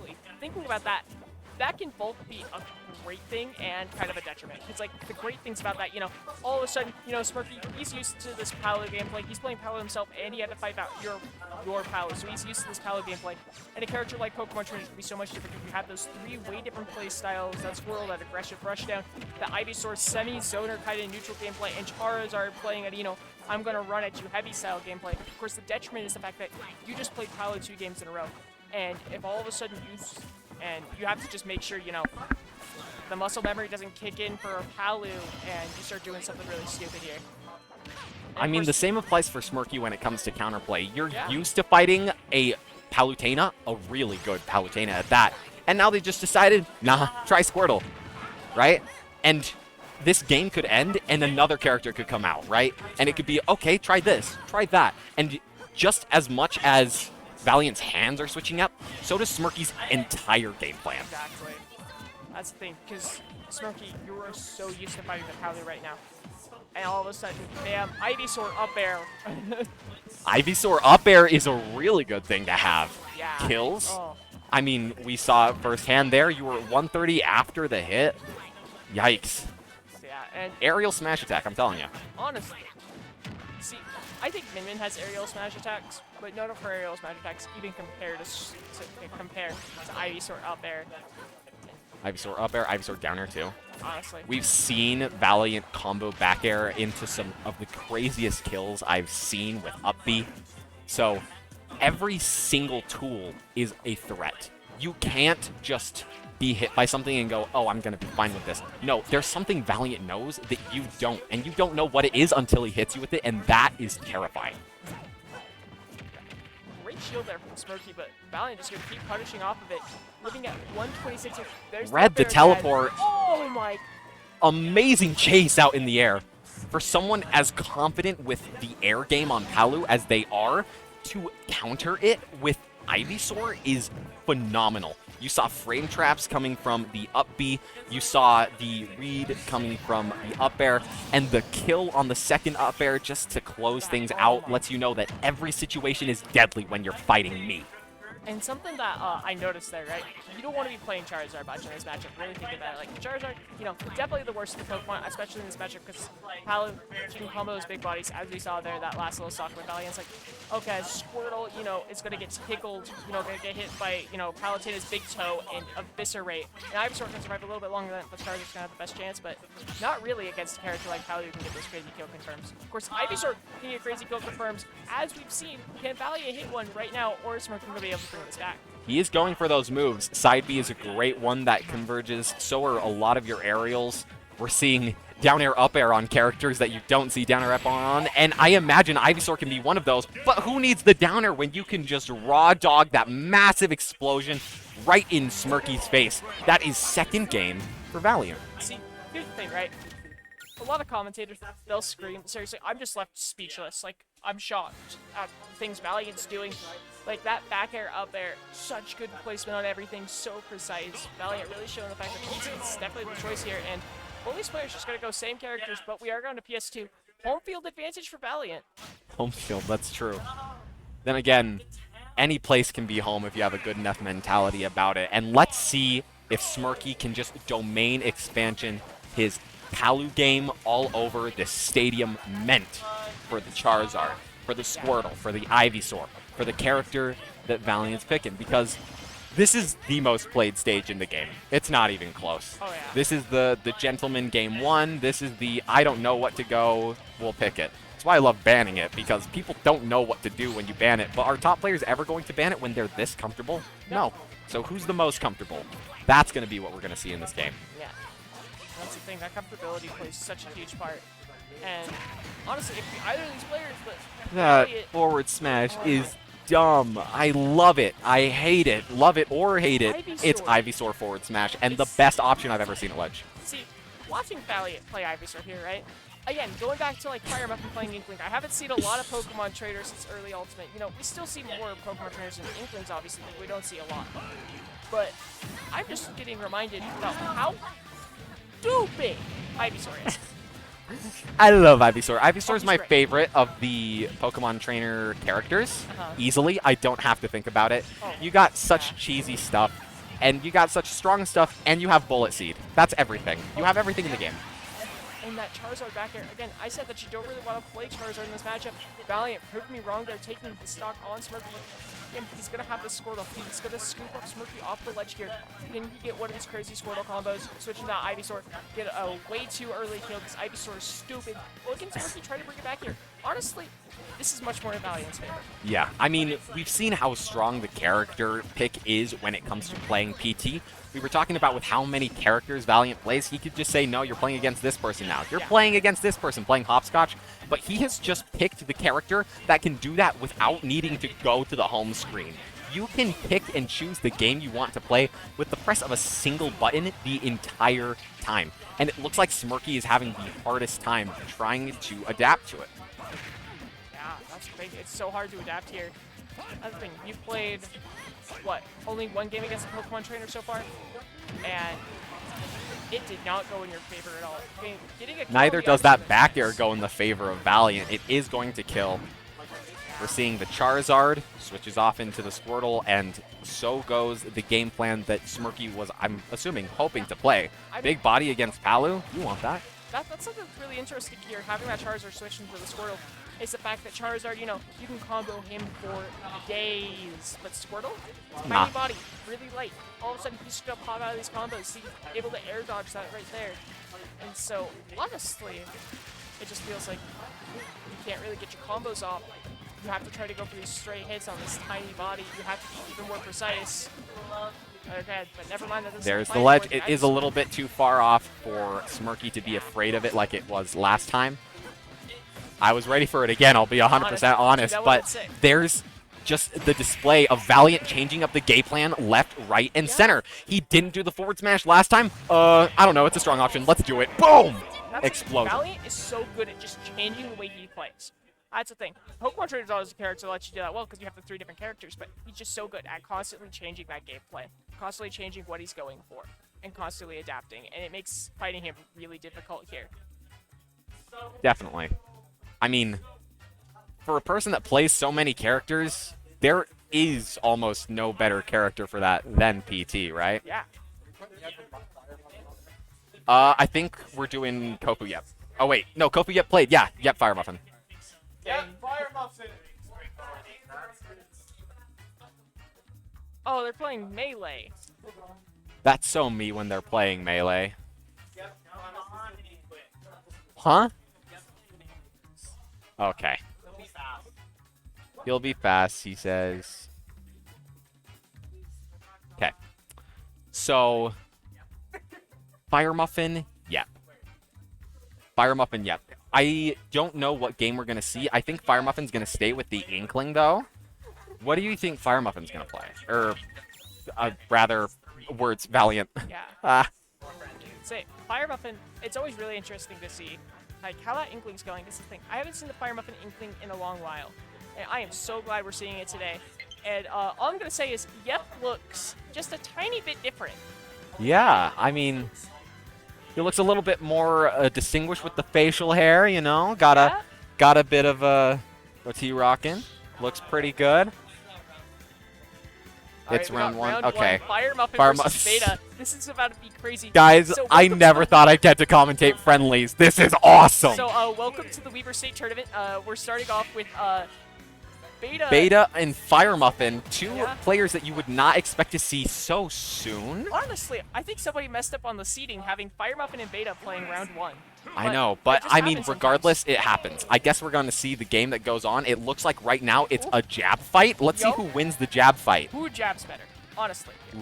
Inkling jab is a really strong jab. That's hard to beat. Oh, but it ran out of ink. Okay, I'm gonna be honest here. Inkling lost the jab fight. No. I'm gonna be honest here. Looking at Inkling jab whipping, that's so stupid. Seeing nobody in the middle of it and just all of a sudden these tiny little ink splatters. It looks bad. I'm sorry. Yeah. You know what I can isn't bad? Beta. Sheik. Most famous Sheik in the building. Best Sheik in the building, actually. Mm-hmm. Well, I was talking with Hudson about how we don't really see much Sheiks, you know? There's some characters that's really hard to find. We don't really see a lot of Inkling, and we don't see a lot of Sheik either. It just doesn't happen that much here at Weber State. Yeah, honestly, because that's the thing. Sheik players, what? This week, we've had so many Sheik players. Because usually we just have Yap. Anytime Yap shows up, he'll usually play the Sheik. You know, sometimes he'll throw out the CSS, sometimes he'll throw out the Ness. But most of the time, it's that Sheik. This week, let's see, Popper was playing some Sheik. I saw Valiant. Valiant playing playing some Sheik. gosh, who else? Beta's playing some Sheik. Yeah. I can just get on after and commentate my own match, and I'll play Sheik. Honestly, that's what we should do. Instead of ending the stream once the tournament's over, it should be me and you commentating ourselves playing a match. Can we? Oh, I want to see that now. We just trash talk each other the whole time, and that's commentary. Looks like my opponent is losing I so know. hard right now. You are so garbage. Looks Oh, my opponent is not ready for this option that's going to absolutely destroy not only their character, but their mental state. See, I'm at. See, coming in here, right? Edge. She's so good at using this Ram arm, and her pitch is just falling for it every time. Like, how can you Every do that? time. You're seeing absolutely no adaptation, absolutely terrible gameplay. I cannot imagine fighting anyone worse in winners. Oh, man. Speaking of winning, it's looking like Fire Muffin might be winning here, having the advantage over Beta Sheik, which is odd because, you know, Beta, best Sheik in the world, actually. Yeah. So it's really weird to see. Void isn't real, Uh-huh. and Who's Void? Mr. Is it Mr. R or Mr. L? It's Mr. R. it's Mr. R is not real either. See, and look at that. Only Look the at that. best Sheik in Strongest the option. world would go for Best- a play like best that. Sheik in the world. Absolutely amazing Best play Sheik in the coming world. for Beta. Okay, I don't want to talk too loud because Beta might hear how much of his own game with friendlies is going in the highlights. Because True. is he going to be a big head and want to put it in until he hears this conversation going on? Who knows? Oh, it's true. I guess We gotta the highlights will tell. Yeah. Yeah, Also, shout out to our highlights viewers. That's going to be me 5 times on the last highlights video. I have seen that video so many times. It's so good. I'm not the only one who just constantly rewatches the highlights. Especially So good. last month, so good. Oh, The second that we got duo commentary, everything came in Yeah. place. Everything came. yeah, It's so let's much see, better. gosh, what are some of your favorite dual commentary moments that you've seen on the highlights? Favorite dual commentary moments? There's not a lot that immediately comes to mind on the highlights. There's a lot of visual bits. Yeah. Apparently, I say, you know what else, and they'll just put Muscle Man on the screen. True. We got you being quoted a lot, like just like my cat when I threatened to declaw her. Yeah. We got some really good I moments. think about that because this wasn't in last month. This was in the May highlights. Yeah. But me and Audrey's this conversation about Pac-Man being a friend. Yeah. Yeah. That moment will forever live in infamy. Infamy. That moment will forever live in Symphony. That English moment will isn't my- forever live in Epiphany. Yeah. There's up smash on the shield. Not gonna kill. This is Inkling. Why would it ever kill? Okay. Back throw's gonna do it though. Wow. 150, yeah. All right. Well, looks That's like one. game one Okay, going to Fire imagine they play so many games and we just get to add numbers and we're like, it looks like it's 27-5 for Fire Muffin. Look like it's 3-17 in favor of Beta. Wow. That'd be so quirky silly. Yeah. See, this is about to be some peak gameplay here. Okay, wait, the fact that this is friendlies means that there are less stakes for when it comes to what the setup looks like.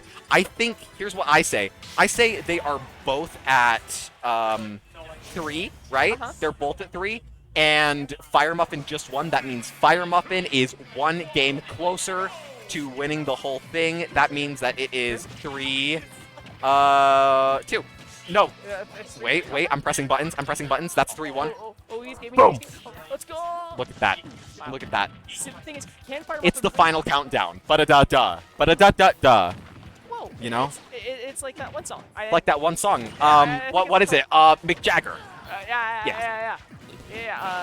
Monica number 5. Mambo number 5. Mambo number 5. Yeah. How silly How would many it be? Mambos are there? That's the question. Where are the other Mambos? Am I too silly for that one? Oh, wait. Am I too silly for that one? Ooh, is it Am I too silly for that one? Oh, backwards. He's getting Once I can help silly. me spell Fire Muffin backwards. N-I-F-F-U-M. Okay. E-R-I-F.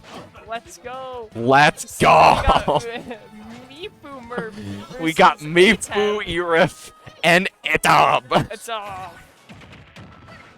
Atal is currently losing here. Okay, so imagine how crazy we could go if we had like voice filters, if we had a soundboard. Again, This isn't tourney. This isn't tourney, and we get to commentate. I want to buy a soundboard and just bring it to every single time I commentate. And all of a sudden, like, you have moments like this where all of a sudden Fire Muffin is so close to dying. Here's what I think. A soundboard is not a product, it is a mentality. If you have soundboard mentality, you can wow at any moment, and You know what it looks like we just got a wow moment coming from Fire Muffin, considering he just died to the best up B in the game. So what I'll do is, I'll play the Vine Boom sound effect on my phone and put it so close to the mic that it just destroys. I think that's been done before. In Weber State commentary, it's been done by Boat. It's been done by Boatlat. I'm so Boatable. doing that now. Wow. Listen. Hold on, I have to... So Okay, we not talked that about one. what sauce you are, if you are a sauce, what fast food you are, what sound effect are you on a soundboard? Oh, you know what I am? God, if I can position... Hold Okay, on. wait 1 second. Get ready for this. It's crazy. Oh my goodness. Guys. Yeah, Guys. that's right. I'm that cool. Guys. I am the Vine Boom sound effect. So, let's see here. You're a cane sauce if you're a sauce. You're obviously not an Arby's breakfast if you're fast food. Yeah. What sound effect are you on a soundboard? Say. Actual answer? See, here's the question, right? Honestly, I am the Taco Bell Belding. Ooh, Taco Bell belting goes pretty hard. Okay. So what about you? I gotta say, I am boing, boing, boing. Oh, of course. I'm boing, yeah. Actually, I have another question for you. What soundboard sound effect reminds you of these players? Reminds me of these players. Okay. Beta is a metal falling pipe. Yes! It's so strong, so iconic. Doesn't change the fact that he's got a lot of competition in good sound effects, and sometimes it can just drown out Yeah? in the sea of good sound effects. And Fire Muffin strikes me as a good, you know? Yeah. Like the Wile E. Coyote run. Yeah, it's here. No! Yep, better not be ruining our Yeah, grand it's gonna be finals. Yep against Mifu Merif. True? Actually, wait, what do you mean? It's a... Gonna be Yep on Mifu Merif. How do you pronounce yep backwards? Hey, yeah. Taya. These are we're commentating friendlies. We can do what we want. Okay. They're yeah. getting out of game. Okay. And yep. Boo. Fun times Reset. over. We It has have to been see going the for the last 10 actual minutes. matchup All of Yep right. and Fire Muffin. Okay. Okay. This is loser. Yeah, this is loser semis because the next one fights Smirky. Okay. Wow. That's absolutely crazy. Okay, and now Yep as a player strikes me as a little bit of the Among Us. Bow, bow, bow, bow. You know, like an emergency meeting gets called. Oh no, emergency meeting. I didn't SD. And he'll just fix that real quick and Yeah. SD real fast. What's that? You just got Sheik clipped for the 5th time this set. Emergency meeting. Boom, boom, boom, You just boom. got chic clip. I love the Vine Boom sound effect. But Vine you know what Boom I is also great. love? These players, Yep on the Sheik is always amazing to see. And Fire Muffin's Inkling has been popping off. I mean, we saw the match against Cyrus. We saw the match against Diora. And we even saw the grand finals that was also round 1 against Ateb. So Yeah. this is great. So true. I mean, listen, nobody could be more warmed up than Fire Muffin is, considering I think he's been playing for the past 45 minutes straight. Yeah, no, Yep. I don't think it's even a question. Yep. No, sorry, not Yep. Fire Muffin has not been allowed off the stream. Uh-huh. He is currently chained to the chair. We put glue on it, and he is not allowed to leave until he uses his sauce to water that glue down Exactly. and weaken the strength of it. But Yep, using those needles to glue into that bouncing fish to get the kill confirm right there. What a sticky situation to be in. It's funny because glue's sticky. Yeah. Wordplay. See, I got that joke. So true. If Okay. You don't know what Yep's getting combos. Yeah. And that's the thing. Sheik, it's like one of your hits only does like what, like 6-5%. But the thing is, you can string them together so easily to where it can just go to that 60% so fast. Yep. Something else that I'm thinking, these characters, Inkling, Sheik, are more alike than they are different. And because of that, you have to be methodically thinking out your own game plan in a way that is like kind of dissecting itself, right? It's like, how would I play against me if I were playing right now? It's like, what options have I been doing? And you've got to look for those instances in the opponent's gameplay, because if it just comes to exploit weakness, both of these characters have very little. Both of them are just, we struggle to kill, but it's not anything that comes to pressing button-wise. So Yeah. it's more player-player, less player opponent's character. Going so low and Going so deep, and backfired. unfortunately SD'd. Boom, boom, boom, boom.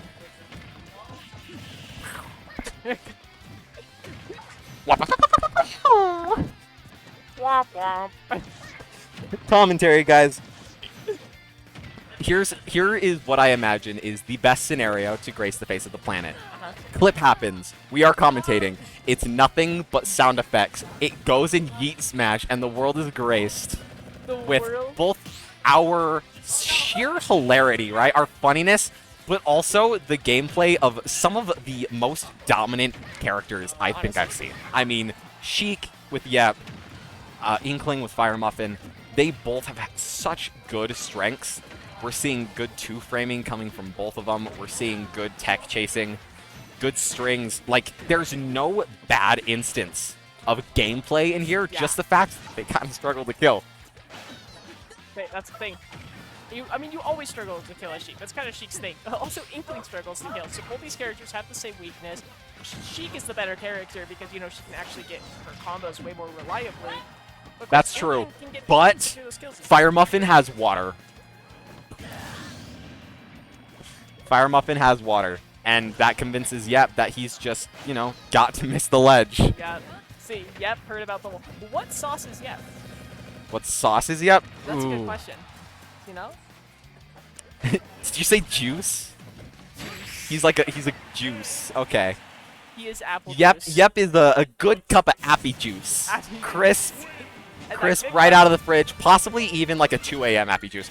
So 2 a.m. water goes hard. Have you ever had 2 a.m. apple juice? 2 a.m. apple juice goes crazy. It's like fine wine. Yeah. Apple juice is like fine wine, as opposed to like the nuttiness that is orange juice. Who's orange juice? Yeah. PhD. Prince HD is orange juice. That makes so much sense. Prince is so... And... Alright. Got same characters, same stage. Same stage. Womp womp. Anyway.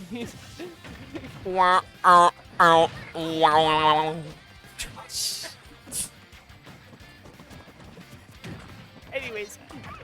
Time to form actual words with my mouth Oh, instead man. of going womp womp. It's so hard to transition into. We gotta stop, but at the same time, it's too good. Yeah. Much like this gameplay, just too good. You got even stocks, even percents. You couldn't have a more close game right now. You got strings being traded for strings. Sheiks are a little stronger. Inklings do a little bit more damage. Who wins overall? It's down to the player, right? Exactly. Both of these characters really don't invalidate each other. Neither do they enable each other to get their own strengths. It's just play the game. Yes. Play solid, outplay, and because of that, we're seeing some of the best Ultimate. Yeah, I mean, that's the thing. This matchup is obviously so even. Maybe a little bit in Sheik's favor, but I couldn't even see that, honestly. The only Up reason throw, why up it might air. be a little bit in Sheik's favor is the fact that Sheik has those needles and can camp out. But of course, actually talking with Yep, he hates camping. He wants to play aggro. He wants to be in your face. He wants to hit all these combos. The main reason why you play Sheik, yeah, Definitely. I think. And so we're not going to really see that much. That was up air 1 into combo. That was sick. That was awesome. Fire Muffin, you're amazing. Play more Inkling, please. Honestly, I wanna see don't more want to Fire Muffin. influence anything. Like, that's my job, is to be a spectator. I'm a commentator. I say what's going on, trying not to influence anything. But man, do I love Inkling. If you're good enough at commentary, you've earned yourself a little bit of bias. I mean, bias is Well, not different bias, from... Yeah, same difference. Like, I'm allowed to be Inkling biased. I don't want to influence and make Fire Muffin play Inkling if they don't want to. True. Then again, I really hope that they want to play Inkling, because man, oh man, is Inkling something. It's honestly so much fun to watch. And that's the thing, Fire Muffin, he knows how this character works. You can tell he just knows everything about this character. He knows how these combo routes by heart. And that's the thing, Yep knows the same stuff with Sheik, but Definitely. And he's now something boring. that I noticed, so Nair strings have been really, really strong for Fire Muffin up to this point. The thing is, they're not true. Against Robin, yeah, they're true. Against the other characters that he's fought, yes, Yeah. Nair stuff is true. But she can just decide, nah, you're not hitting me with that, which we just saw from Yep. Doesn't change that, man, Fire Muffin has Yep at the edge. Doesn't mean that a reversal is not foretold in the script here. Page 16, section 5B. yeah, Yeah. that's right, the tournament's scripted. Mhm. Anyways, you know what isn't scripted? This gameplay. That So like, if it weren't scripted, right? Who would win? Oh wait, that's scripting it. Never mind. Let's just go back to commentating the best Smash Ultimate of our best lives. match of our lives. You got surviving a Sheik at 143. You don't expect Sheik to live this long, but honestly, every time I see a Sheik player, they tend to live really long. A respectively light character, but when you have every tool to decide not to get hit, invincible up B, if you know how to use it right, makes it really tricky to get hit. You got bouncing fish, which is essentially an extra jump, and some of the best movement stats in the game. Well, the interesting thing here is the fact that Yep is getting hit, and he's just surviving. Wow. Pure willpower. I am so surprised that Great Fire Muffin is spot getting dodge. away with mashing on Yep's shield as much as he has, considering this is Sheik. Right. Sheik has frame data. Sheik has everything, Yeah. tool-wise, except for something that kills. And you got an Still. Inkling mashing on your shield, and you're not doing anything about it. Holy crap. I'm, like, absolutely bewildered by this gameplay. We are looking 1-1 for this loser's semis. Really strong show from Fire Muffin. Let's see the next game, going right back to PS2. Yep, going back to PS2 gear, which, you know, it's the neutral stage. It makes sense. It is. Same characters. It hurts. Yeah, similar game plans, but of course, they do their game plans differently. It's something that's really Yeah, cool these yeah. days. They have similar game plans. They want to go in, they want to do a whole bunch of damage with these combos, then hit a kill, confirm, and kill you. But they do it so much different. You know, Sheik all of a sudden will trap you in a combo for like, 20 seconds. Well, Fire Muffins are done almost instantly.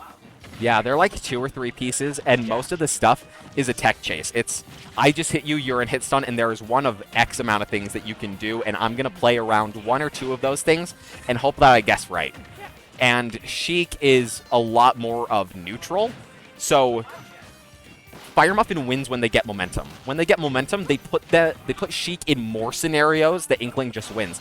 But Sheik wins neutral, so Yep wants to do his best to just keep things kind of even in terms of who's taking hits, who's swinging.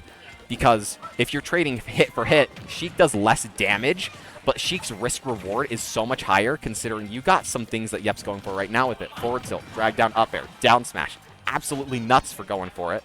But hey, if it works, it works. And you got that off of neutral, not off of guessing what your opponent's going to do. You got your true up air off of the same things too. So, phenomenal game. That's the thing. It's really interesting to see here the fact that, or there's something that I'm really hoping to see here is Yep push this advantage. Because if Yep can push this advantage enough, all of a sudden he's up a stock. He might be up 2 stocks eventually. And even just a really good percent lead would be so useful for Sheik in this match because I think Sheik is going to take you a while to kill. But if you can be able to get that first stock early somehow, and you can rack up a whole bunch of extra damage, that puts you in so much more of an advantageous state. And I know it would, and that same scenario would be good for Inkling, but it's even better for Sheik. Yeah, I mean, you got really good stray hits to kill. You got up air, and I think Sheik up air is a little bit better than Inkling up air, even though we just saw it obliterate right there. It's a multi-hit, it combos into stuff, so depending on what you want, up air can do multiple things. But up air is always one and the same for Inkling when it comes to its general usage. I saw up air 1 combo earlier, and I love that, but does that mean that you're going to be hitting that? I'm sorry, it's just too inconsistent. Funny thing to say about Inkling, which is a character that is very consistent in everything except for their ability to take the stock. So if Fire Muffin is able to find his footing, you can really expect a snowball to start to happen here. We're Like seeing just like that. Keeping Yep out in this blast zone. Really good back airs to ledge trap. No, they don't like kill Spark. No, they don't like obliterate you. But Sheik, when your resources are burned, you got one thing that you can do, and you can abuse that as Inkling. Yeah. That's the thing. You have Sheik, you know. Honestly. Okay, ignore that last spot. Fire Ignoring Muffin. it. If Fire Muffin can just push his bench even more, he just wins. Like, honestly, this game goes to him, and then if he can do the same exact thing, push his bench so much, get these stocks earlier than Yep's able to, because here's the thing, Inkling's better than Sheik at killing. Sheik has the better kill confirms, but Inkling It does have his better hits kill are better. moves. Yes. Yeah, and the thing is, Sheik lighter character, Inkling also sort of lighter character.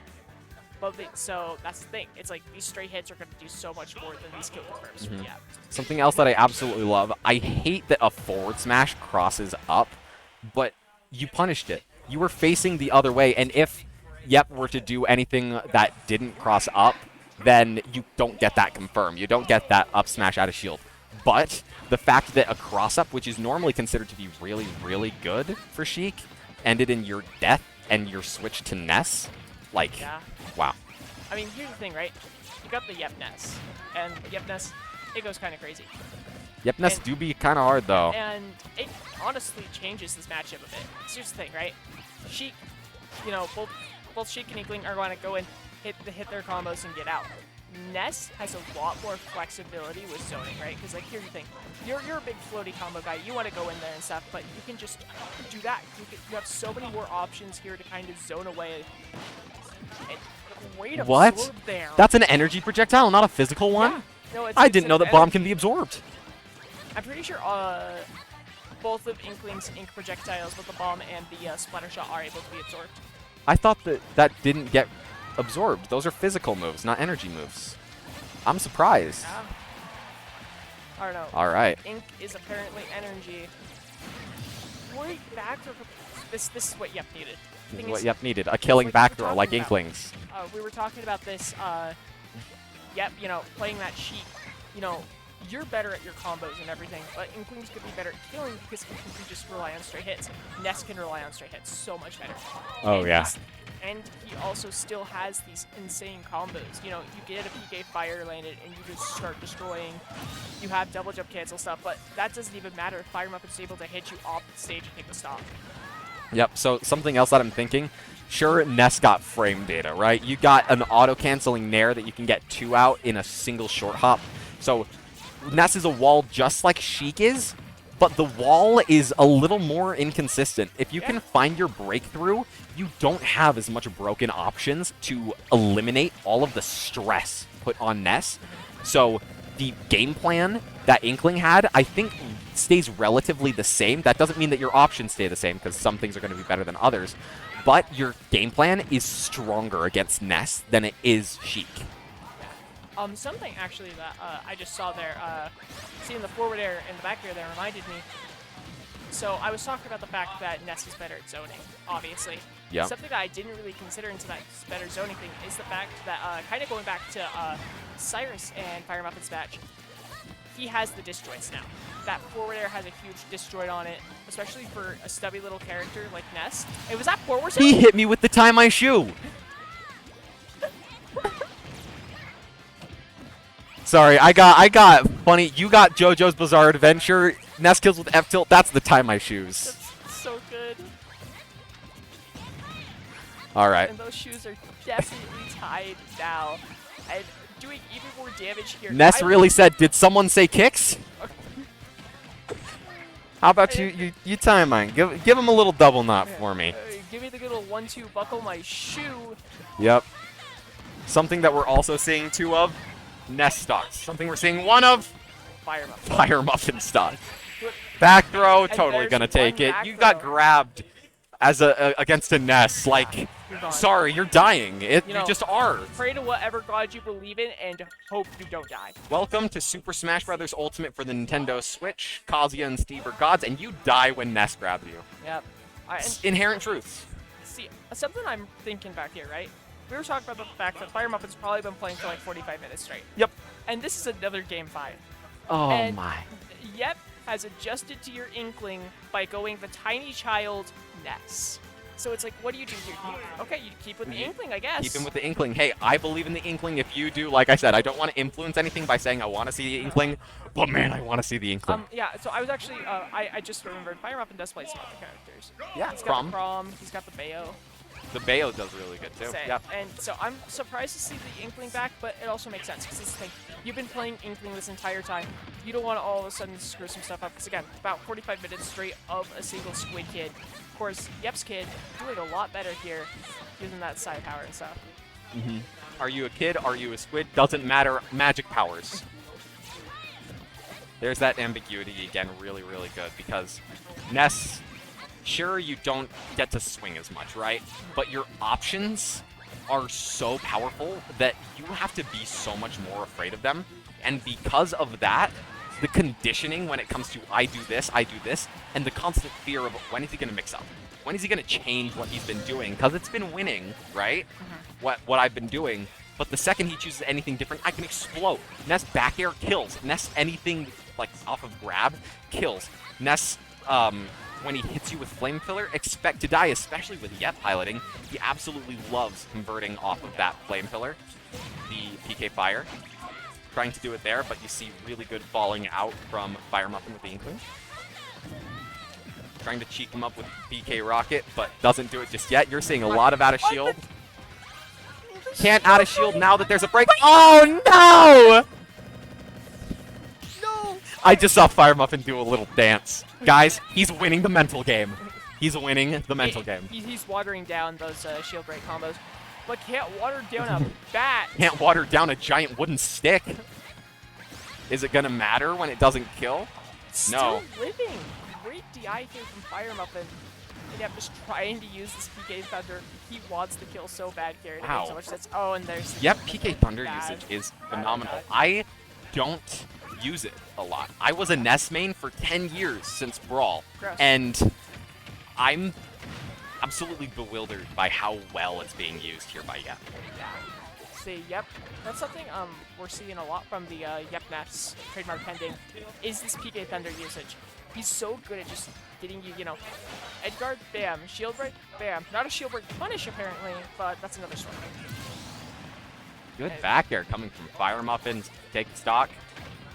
Something I'm thinking about is when it comes to playing around the stage, both of these characters are so important to push to the corner because they have such strong options. Ness's kill a little earlier, but that just gets blown out of proportion when you get your kill options at the ledge, right?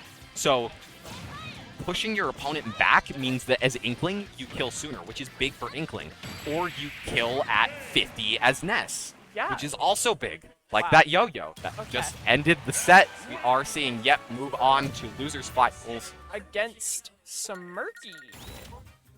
Big gamer moment. Yep. 3-2, Yep. All right, Smirky, get in here.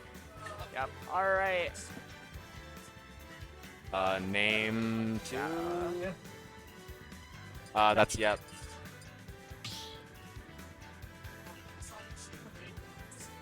Wow. Oh. Looks like we're going to be go. starting on that PS2 of course. What's the rotate? Oh, crap. What is that? I don't know what that button is. Yep, didn't tell me. I mean, not yep. That's it. Wait. Round 1, baby. There's quarters. Losers finals. I did it! Wow. I did it! Great job, Arpeggia. Incredible job! You did it! I did it! Look at did that! it. Look at that! Found it. Wow. There we And go. the Sheik. Against the we've Pal. seen so much Sheik today. It's always a fun character. We've also seen a lot of Palu today. Because Smirky coming back from that Palu Ditto and against that PT that Valiant just did. And yep, coming off a win where he got one win on the set where he got one win on the Sheik, but then 2 wins on the Ness. That's the thing. Actually, in your opinion, who do you think is the better choice for Yep in this matchup? Is it the Sheik or is it the Ness? I mean, when you got movement speed, you do better against Palu. Palu moves really good, and if Palu can outmove speed you and decide the game that she wants to play, whether that's zoning with Exploding Flame and Auto Reticle, and then switch up by just running at you, and it's a hard time to react to just run up aerials. Sheik makes that game plan impossible for Palu to play. Ness, you can play against it, but you do have more kill power as Ness. It all depends on how confident Yep is in being the better player here. I think that Sheik is so much of a better player character. You have so many more chances to outplay. And as Ness, you're either going to get blown up or blow them up. Considering how exploitable Ness recovery is when you're charging up that up B, Smirky will go out there. And I think Yep knows that, which is why I think we're seeing the Sheik round 1. Incredible combo out of hit stun, drag down up air into down smash. Of course. That's great. Man said, your hit, no mine. Yeah, no, of course, Smirky did get the first kill here. And again, both these players incredibly aggro, and if Smirky can out-aggro Yep, like he's doing here, can get such a huge lead. And the thing is, like we were talking about a little bit, pretty much all of these previous times we've seen Sheik on the field, she is light. Of course, it doesn't matter if you're light when you have bouncing vision kills Smirky up the top there. Of course, Smirky does still have that 70% lead on you, 83% now. And Yep goes up there, as well as out there. Yeah. Yep is kind of all over the place right now. So, Let's see if he can do the same with Smirky. You're getting some good strings, forward air grab into bouncing fish. Strong 27 to start off, but is that percent really going to matter? I guess we'll have to see when he either puts together a good string or that percent does enough knockback to do some gimps, which I know is possible. We see it a lot with stage spikes. We see it a lot with two-framing. Yeah, something that I, see in here, it's going to be interesting because, Yep, he's trying his best to, even it up. He's trying his best not to let Smirky get too much lead. And like a 40% lead, you don't want that to happen to you, but it's not the end of the world. Of course, it's looking like more of a 60% lead here. And, that's when you're like, oh, crap, I got to figure out a way to kill you and fast. Of course, you can't really do that as Sheik because you have to hit these very specific kill confirms most of the time to get a kill. And so it's going to be really hard to see. Because it's like, yep, I could see you racking up more damage and getting Smirky this kill percent. But it's going to be harder for him to hit these straight hits. Like that forward smash wasn't even close to killing, and it's 115. But that kills. I didn't see what it was. Forward smash. So silly. So silly. So silly. Forward smash, funny, guys. Just forward smash. Yes. Yeah. I'm here to promote forward smash propaganda. I hit it more than I should as Sephiroth, and I should do it more often just because it works. True. That's why I lose. I don't forward smash enough. Honestly, see, this is the key to winning. Key to Edging winning? Arpeggio's top 10 steps to winning #1, randomly forward smash. Forward smash. I mean, you're a Min player. Forward Exactly. smash. That's my game plan. Ooh, trying to tech chase, wasn't ready for the roll away. Tries to run up and down tilt, but Smirky already ready to counteract with some good movement. We're seeing some off stage. We're seeing some on stage. We're going back and forth, but it looks like the percent is slowly building up on Smirky. Yep. Ooh. Almost the craziest thing I think I've seen this tournament. Can Yep secure the kill here? What does he do? Has him on the ledge. There's the That's up the air. up air. That doesn't Doesn't take kill. it? Even Sheik with rage. Oh, wow. Guys, And back air. Oh my goodness. Why, Ultimate? Yeah. Why? I'm gonna be honest with you. Yep should have won that game. Yep Why, should have won that Ultimate? game. But Smirky survived barely, by that pinky toe, survived and was able to hit that back air on Yep. Now, if you'll excuse me, I need to go bang my head against a brick wall. Okay, fair. Alright, so now you got Edge alone as Arpeggio has to go drink water like a loser. Real gamers survive on pure determination, like these two players are doing, like Smirky did against that Sheik up there. Well, let's see how this goes. You're going to want to go for a lot of more... It's really interesting. English. Okay. I think I have my thoughts in order now. As Smirky, you might honestly want to go for a attempt to go for a zoning thing, where she can easily infiltrate a zoner, but Sheik can just do so much with this aggro gameplay, and the thing is, Sheik's combos are going to be doing more, but your hits are going to be doing more themselves. So, like, if you can try to get Yep to only hit a couple of these big hits, you know, then you're going to hit your even bigger hits, and you're going to be in the advantage here. All right, Thank back goodness from you're banging back. my head against a brick wall. I'm going to go do the same. Okay. Okay. Looks like we're seeing some pretty even percents, but it is in Yep's favor. When it comes to stage comfortability, we've talked about how PS2 is really, really big for just, hey, I don't know what to do. I know what to do here. And I didn't see a lot of the game before as I was banging my head against a brick wall, but I know that Yep knows exactly when some of his specific stuff as Sheik worked to net some early kills. So, because of that, hi. Oh, wait, repeat. Oh. Yep. I just Hello, wanna pull out Beta. Every single person here. Yeah. Imagine being thirsty at a Smash tournament. Oh, You can't be thirsty. they don't know that we were drinking water. We said we got to go bang our head against a brick wall, considering that Yep lost to a Palu back air after Well, hitting I'm like letting the everyone best up air know. I've ever seen. I'm letting everyone know that they're getting water. Okay, drink water. Yeah. It's here. Yeah, Edge commentating from across the room. Honestly, that's a good idea. No, it's not. That's Yeah? a terrible idea. I don't know that it is. Trying You to know, post-water thoughts. you know what else isn't a good idea? Trying to hang on ledge against Yep. He's been two-framing. Looks like he didn't get the conversion that he was looking for. We saw that crazy up smash read only to not sweet spot. And, I mean, does he need it? It's 3 stocks to 1 right now, and showing that, hey, yeah, you're Palutena, you're a top tier, I'm, like, at least a high tier. Sheik's a high mid to low high tier. Yeah, Sheik's top tier? Okay.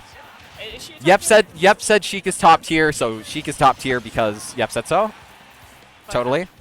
That doesn't change the fact that, guys, Sheik over Palutena. Nah, Palutena's like, it's Palu. It's Palutena. It's Palu. But it doesn't look like that in this game, the way Yep is just constantly on Smirky, not letting him go. Constantly just going there. Of course, that's what Smirky's doing right now. Really trying to push his Good own percentage. advantage here and even it up.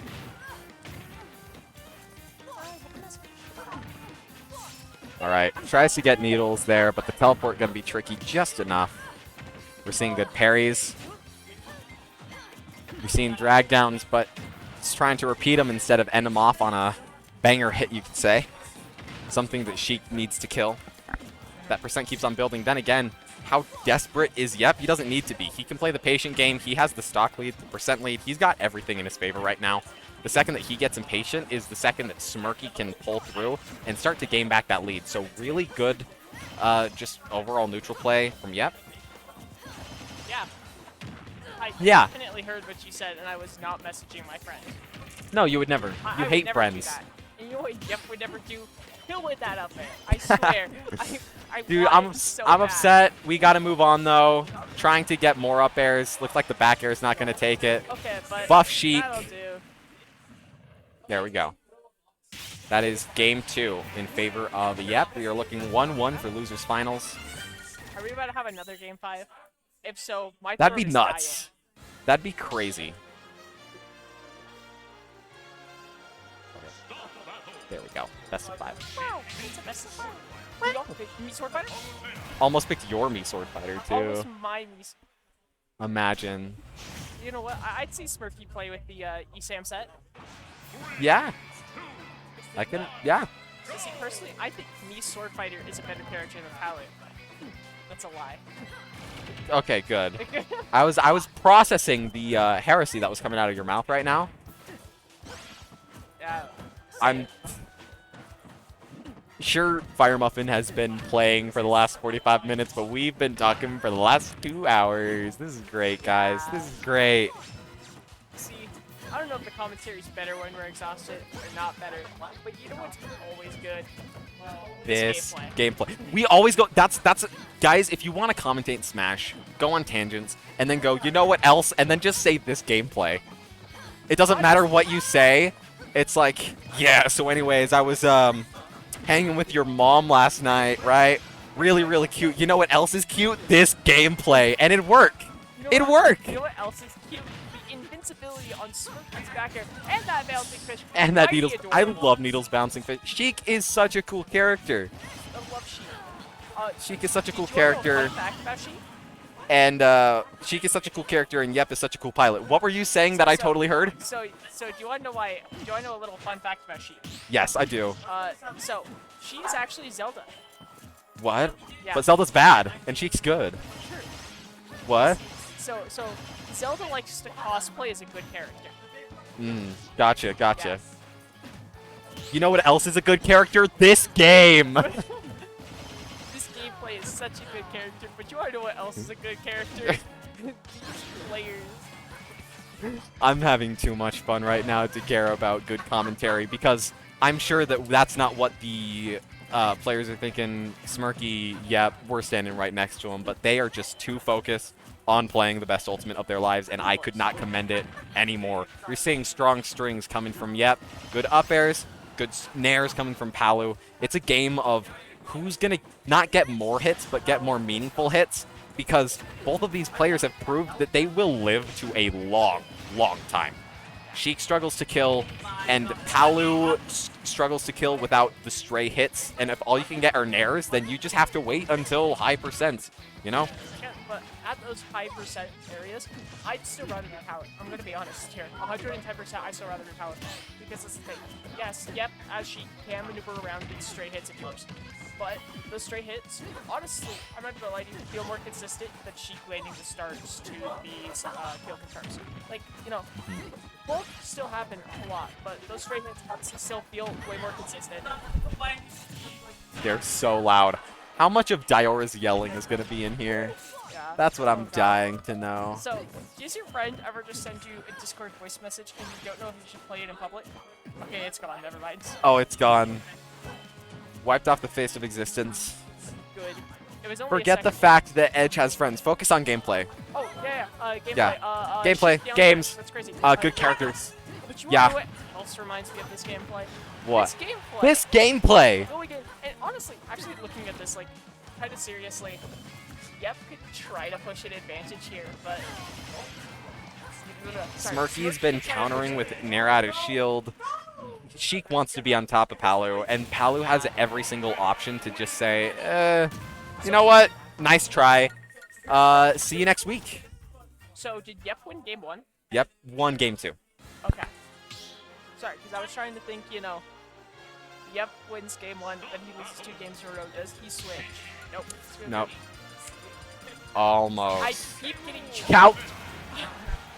Man's I got me keep- guessing. See, here's the thing, right? I keep just being sad, you know. I keep getting debated. Like, you're the best sword fighter. Man, You're the king. we have a Okay. Dr. Mario main, Prince HD, you know. Like, honestly, this is why we need Prince HD in grants. Like Like I will personally, Smirky should be a Mii sword fighter main. honestly. Yep. See, I think everyone here should start maining a low tier. Ooh, like Seth. Yeah, Like Sephiroth. like Min Min. Like Min. You wanna know Min Min- who Min is Min's- the low tier? Sheik and Palu. These characters not low tier. Yeah, at all. so Quite like top. neither of these characters really have that many tools. Like sure you have Nair as Palu and you have up air as Palu, and you also got like up smash and like tilts and things. And sure as like Sheik you have your entire kit, but it's really not that much, you know. So like both of these characters so bad. You know who you should play? Mario. Best character, he's Mario. You know what we should be seeing? Ice Claimers. Ice climbers. Okay, I was talking with my brother who I want to get to come to some Smash Brothers tournaments. We'll show him. We have protagonists. We have hero characters. Yeah. That's like Wii Fit. I think Wii Fit is a protagonist character Oh, here at Weaver 100%. State. So is DDD. So is Ice Climbers. Are there any others that I'm failing to think of right now? Ooh. Let's see. Hero characters. Like, Hero?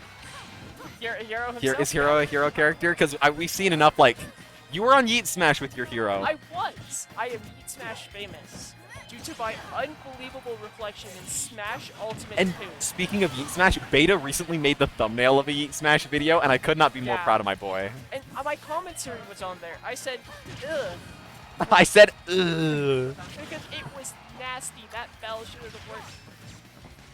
And do you want to know what also shouldn't work? this gameplay. I was about to say these teleport cancels. These- These got to mix it up a bit. 'Cause Okay. These teleport cancels are so good. They give Spurky such a good advantage. All of a sudden, he just gets better positioning. And plus, it allows him to juke some stuff, but it doesn't even matter when you're just going to stick your foot right into his teleport. I see Yep opting for a lot of his fast and safe hits. Not going to net kills. I saw Palu land, and you got enough lag as Palu that I think you can whiff something a little bit more powerful as Yep in those moments. He's trying so hard to get like either 2 pieces or small strings to land his kills, when at this point, you got the raw dog, right? He's going for some up airs. Back air is going to There's do the it. kill. Took you long enough. Yeah, that's the thing, right? She struggles to kill so much, and we saw just constantly missing those kill confirms. Not sure if it's just Yep is inputting, the DI of Smirky, maybe a combination of everything.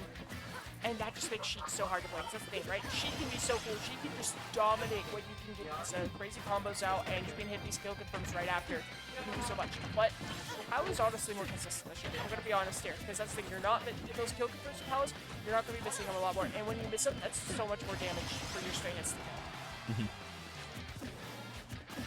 Let's see here. Looks like we got some throws. Down throw, Smirky trying to do some shenanigans, bait out an option. But Yep is cool as ice. He will not burn any resources. He will not commit to anything crazy. He knows that he can get killed any instant, and he is playing it safe, which is really good.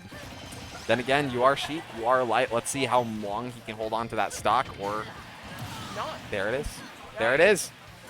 Commentator's curse. Yes. Such a silly thing. Has such a huge advantage here. And the same thing that happens this stock as the last stock, where Yep could not kill Smirky until, what was it, like pretty much 200%? It was seriously, so if that happens again, I also just think Smirky wins this game and wins the entire finals. Down smash? What? Terrible DI. Oh my. Oh no. Wanted to get out of there. Guys, Bad for you. that is 3-1 for Smirky. That's the set. We're going to Wow. move on to Ram. finals. We are going to see the run back. We're about to see the run back. Valiant versus Smirky. If I remember correctly, Valiant sent a message saying at him when he's up.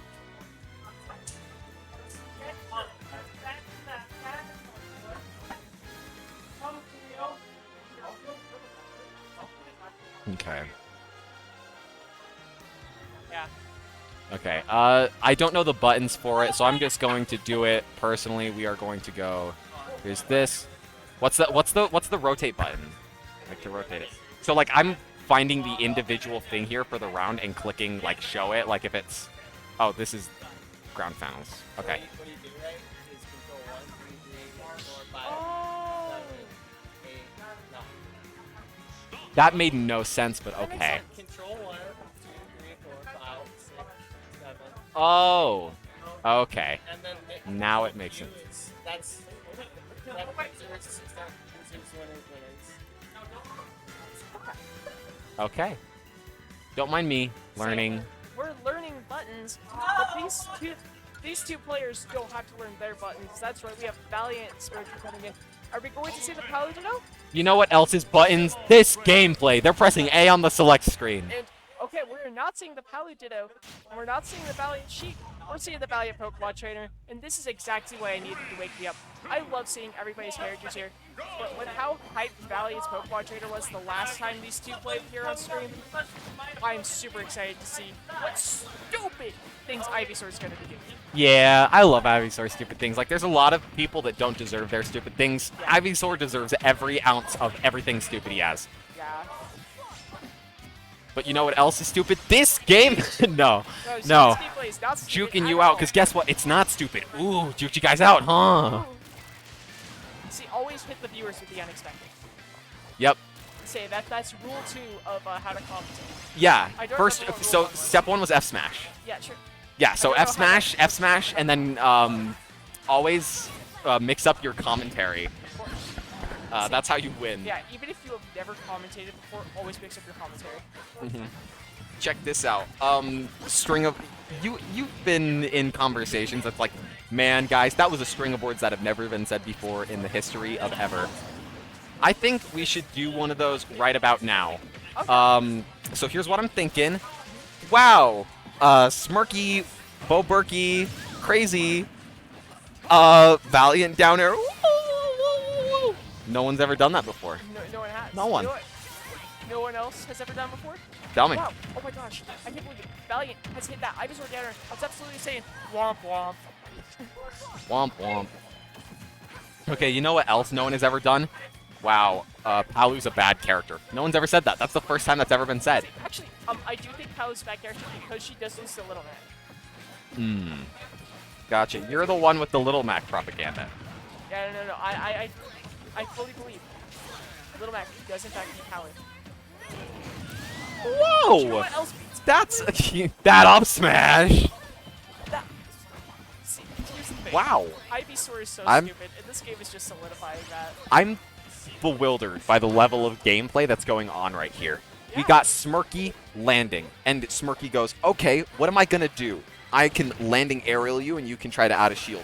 I can tomahawk and grab you. I can tomahawk and retreat, right? What do? I'm so crazy. I'm so quirky, right? Yeah. And he's like, I am going to land and then try to pressure again with an aerial. I'm going to try to get him to do something, swing at me, and I'm going to hit with one of the signature Palutena winning moves, like Nair, like forward air combos and things like that. And then Valiant said, ha, nice try, kid. Bop! Yep. That's honestly what I think of Valiant's gameplay right now. Especially Man, Ivysaur, who's like, okay, you're doing Man all those raw fancy dogged things. a massive I have explosion right in Smirky's face. That's the second time I've said that this stream, and I love that. top 10 arpeggio quotes. Top 10 arpeggio quotes. You can quote me on this. You know what else I'm- can be quoted? This gameplay. This I gameplay. don't know how that makes sense, but it eventually does. Oh, man. Ivysaur. Valiant Ivysaur. I'm waiting to see it. Where's the stupid?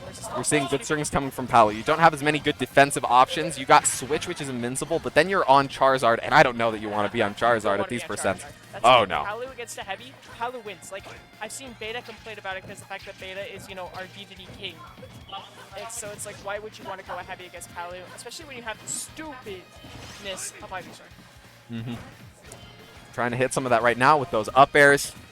Trying to convert off of Razor Leaf. We saw a lot of spamming earlier, but it looks like the Ivysaur is not getting as much mileage as Valiant would have hoped. You do see a down air there, but not going to hit anything. And there's Charizard. There's the but, Chars. maybe Valiant's trying to hit like one of these big Charizard back airs, or maybe a Flare Blitz. Maybe. Of course, that Flare Blitz was mainly just to get out of that disadvantage. Ooh, you do have that up smash out of shield as Charizard, really strong. How about that forward smash for you? Yeah, Love that doesn't forward even smash, have by to the be way. out of shield. You never see it. It's so unsafe, but it just hits like a truck. It feels like it. Hit with Charizard forward smash, and you have earned my heart. Dang. Much like play Inkling, and you've earned, like, play Inkling is a lot less effort than, like, hit Charizard forward smash, but hey, both of them do it. So, okay. Can I just say, I am absolutely loving the character picks. Toon Link, Yes. absolutely amazing. Dude, I love Toon Link so much. My friend Ajuzu, right? We've seen him before. We talked about Furry Pac-Man. Wait, is it 1-0? I think it's only 1-0. This Yeah, is the no, first that game? was That was yeah. first game. I'm losing my That's the mind. thing, Ajuzu, Forgive me. right? I need to go bang He my head gets against a Toon Link, brick but I wall. think it's so cool because he never has any Toon Link to watch. I am sending him to spawn immediate. Actually, hold on. Oh, wait, Let me that's ping him. Ajuzu. I know Ajuzu. Yeah, hold I on. love Let me Ajuzu. ping him. Yeah.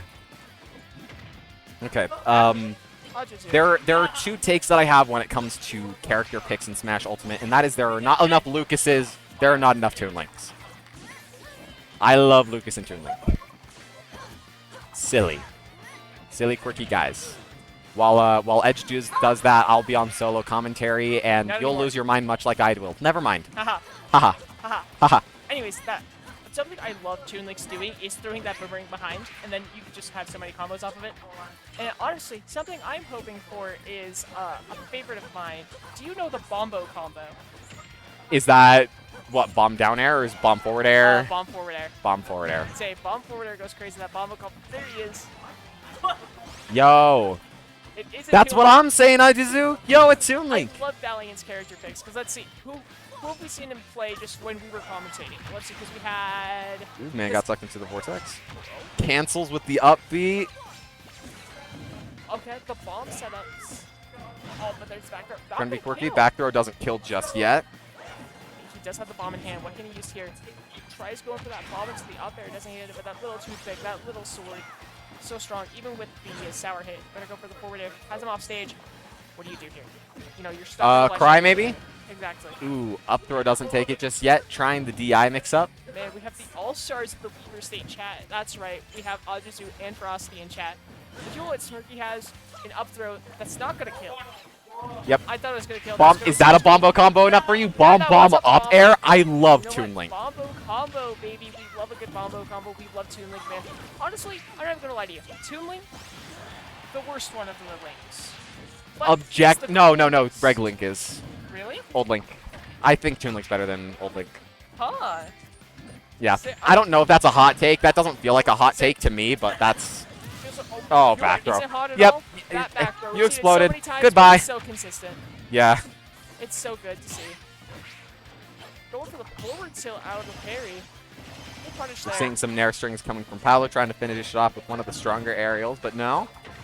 Alright, there's the There's boomerang. Boomerang doing really good zoning right now. Honestly, that's something I'm seeing Valiant really do. He's mixing up this zoning and this go in and approach with the sword. He's doing so well just to mix between the two. I think he'll throw out a boomerang, he'll kind of zone you out, and all of a sudden, bam, he's approaching you. And of course, Paolo does have the tools to answer for that because, you know, Nice It's roll. We've seen that up smash do wonders in past for more than just Smirky, but other Palus as well. oh yeah. No, it's not gonna work here. But you Fake know what else option. doesn't work Roll. here? This gameplay. This gameplay. I am slowly losing my mind, and I'm sure Smirky's slowly losing his mind, trying to kill this Toon Link. Like back throw. Oh, it doesn't do it. Still got a Okay, bomb. there That it back is. air is going to take it though. You're looking even stocks, even enough percents for it not to matter in the slightest.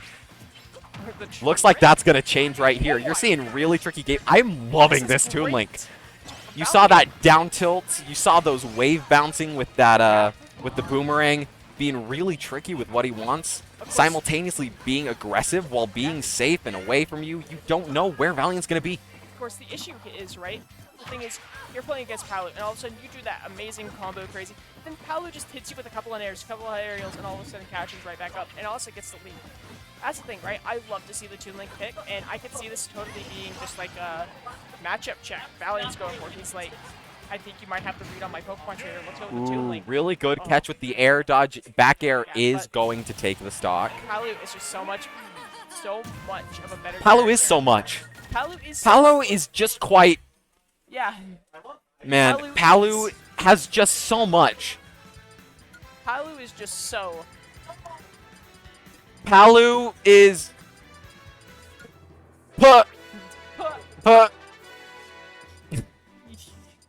You know We're what seeing that the reminds me music of? counter pick. I don't know that they can even hear it, but it's powerful. It's powerful. It doesn't even matter. Doesn't even Just matter. Send a message. Smirky on the Palu. Valiant. Let's go back to the Pokemon trainer. Going That back makes to the sense here. PT. Smirky seems to be struggling with the Pokemon trainer. Every game that Valiant's gone to the Pokemon trainer against Smirky's Palu, he has won. Mm-hmm. And so, like, I know I love the Toon Link switch. It made me happy. It made my soul light up. I had a big smile on my face. But Pokemon trainer is the better choice here, 100%. I think so too. I mean, we talked about how strong the I'm gonna play this character now switch up is, and it works when playing PT. It works when playing PT. We've seen Charizard get some of the craziest kills. We've seen like Ivysaur get some of the craziest cheese. And you see the Squirtle right now putting in the work that it needs to make sure all of your other follow-throughs are going to... Whoa! Oh my god! What? Oh, yo. Guys, neutral. Peak gameplay. Neutral. Peak gameplay. Oh, Peak gameplay. he- Peak he's gameplay. walking Watch on this. that They're ledge. absolutely crazy. Watch this. No way! The down tilt does beat the crouch. There's the taunt, and scandalous one at that. Anyways, Valiant has the Ivysaur right now, and we've seen the Ivysaur do stupid things. There's forward air to up B. Something that will kill at higher percents, but not just yet. But until then, amazing damage on the board.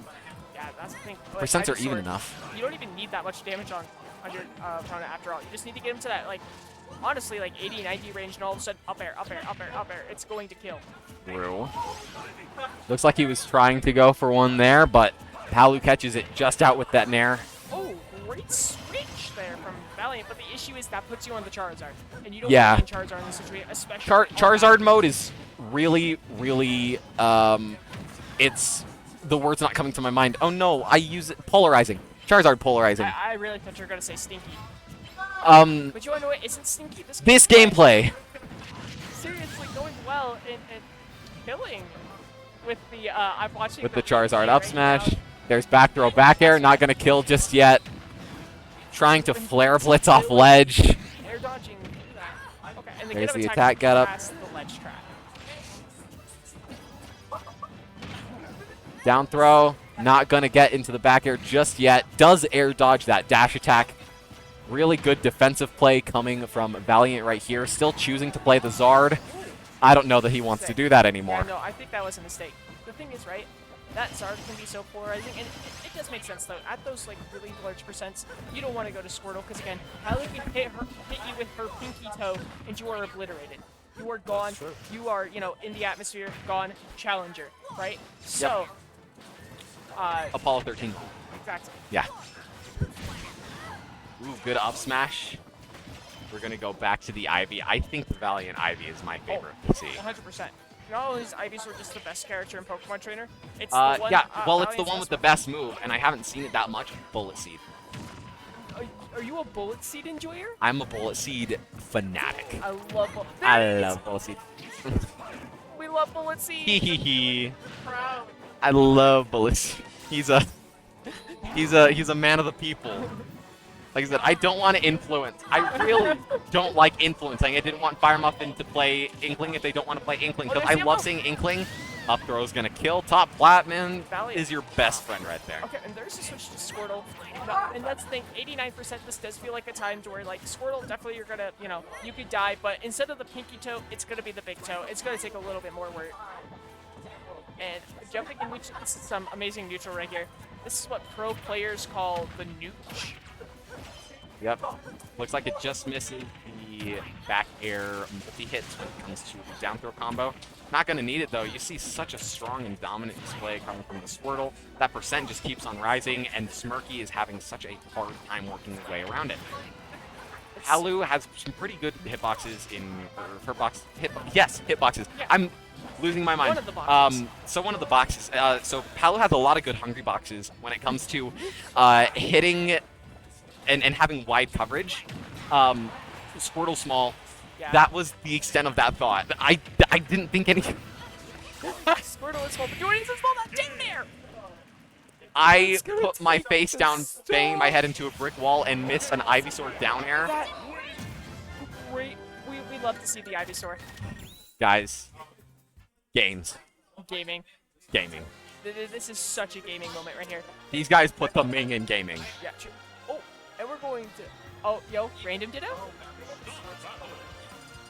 The chat requests a random ditto. That's all I'm going to say. The chat requests a random ditto. Chat Are wants a you random the ditto. people's champions? I hate to influence anything, but at the same time, random dittos. Diddy Kong. I love Diddy Kong. I hate Diddy Kong. I love Diddy Kong. Okay, outside of Smash Brothers, I love Diddy Kong, but inside of Smash Brothers, I want to strangle him. Inside of Smash Brothers, Tweak plays him. Huh? That's all I need. Tweak plays him. Yeah. Tweak's my guy. Tweak's my guy. I love Tweak. Oh, catching Let's the see. banana. Oh, Can? playing Pong with the banana. They're just going back, forth, back, forth. Okay, do you think Palu can get anything off the banana? Palu can get so much off of banana. You got up smash off of banana. Oh, true. You got, let's see here. Strong hit down tilt isn't going to do your comboing that you like. That's going to be late hit. So sadly, down tilt won't combo into back air. Down tilt back air would be absolutely crazy. Oh, that would be insane. Yep. I'm also thinking... No, you just got smash attacks. But then again, what does Diddy have up banana? Well, the kill. Dash. Smash attacks. Say, because Diddy Kong, you know, you can go for the grabs and stuff, but most of the time you want to wait till those labor sets to just get that big for you match attacks, like you're saying. And but Smirky is at the funny number, and this could do a lot for him. There's that banana. Still funny numbering right now. I'm just choosing to roll along with it. It's that funny number. It's the funny number. Okay. It's the fact that they are going to random ditto right now. They are playing random Definitely. on the game. You know what else is a random ditto? This game. Something I'm kind of wondering here, right? Yeah. is why did Valiant switch to the Diddy? Like, Because I it's get it, funny. He's Valiant, yeah, exactly. Valiant's silly. He goes Diddy every Kong time, is but so it's like, Pokemon Trainer wins you this. I'm sorry. But So, maybe Diddy so Kong does does as well. You know what else is Diddy Kong? Game This win. game. Yep, that's right. You know what else is this game? That back air. That- That back air. It's done so much work in all of these games, this entire set. And the Up smashes the wrong way. I don't know if that was a read or on purpose. I'm going to say it was on purpose. Man Try- wanted him to roll. Yeah. I'm going to say it was some calculated Unga Bunga. Yep. Guys, what sauce is Smirky and Valiant? Oh, that's a good question. What sauce is Smirky Oh, and I thought he Valiant? homie stocked. I really thought he homie stocked. Ah. Anyways, talking about sauces, Valiant, he's got to be something really versatile. You know what I mean? He's got to be a sauce that you can put on anything. Do you think Valiant's ranch? Maybe ranch? I was thinking ketchup, maybe? I think that. So look, I think that. So ketchup is really one note, right? Valiant is anything but one note, and because of that, because ketchup is just so sweet and nothing else, I don't think that. Okay. He's got to be something. He's got to be something versatile, yes, but he's also got to be something unique and complementary, something that people want, not something that's there and they go, I'll throw it on. Fair. Right? Here's what I think. I think that Smirky is like a good vinaigrette. Okay, I Yeah. can see that. I can see that. The man's got tang where it matters, but all in all,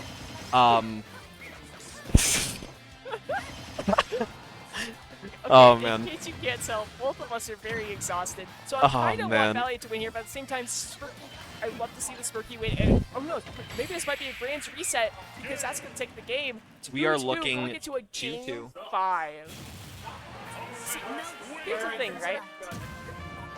The thing is, it's honestly got to be exhausting for Smirky. Smirky, you have to play so much more than Valiant's had to play, because Valiant's done his winner's run. Smirky, this has been a loser's run since you lost to Valiant. yeah. At So the you same had to- time, last time he didn't get to take 2 games.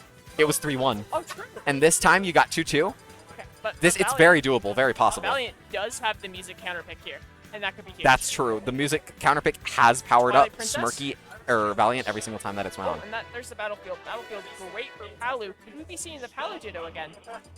That'd be crazy if we did. Smirky on the K-roll, let's go. Ah, Smirky on the oh, Yeah, yo, yo, guys, yo. there's no wait. No, there's no way. There, There's- they said we're going real Oh. characters. Like K. Rool isn't real enough. Boo. But you, Hurts my oh, feelings, and I'm sure See, it hurts there K. it Rool's is. too. Valiant, he wants to win, so he's going that Pokemon trainer. I Yeah. hate to say it, Smirky, this game, he's really got to find a way to just adjust to that Pokemon trainer, figure out how he deals with that Squirtle, and especially that Ivysaur. Because if he can't figure that out this game, he's done. My man's is up being. He's, He's crazy for that. wow, 76% on Smirky right now. Listen, if it ain't Especially broke, the- don't fix it. 76%. Oh, I think- yeah. I think this is more down smash than I've ever seen Smirky use. I'm trying to blow him off, not in the good way.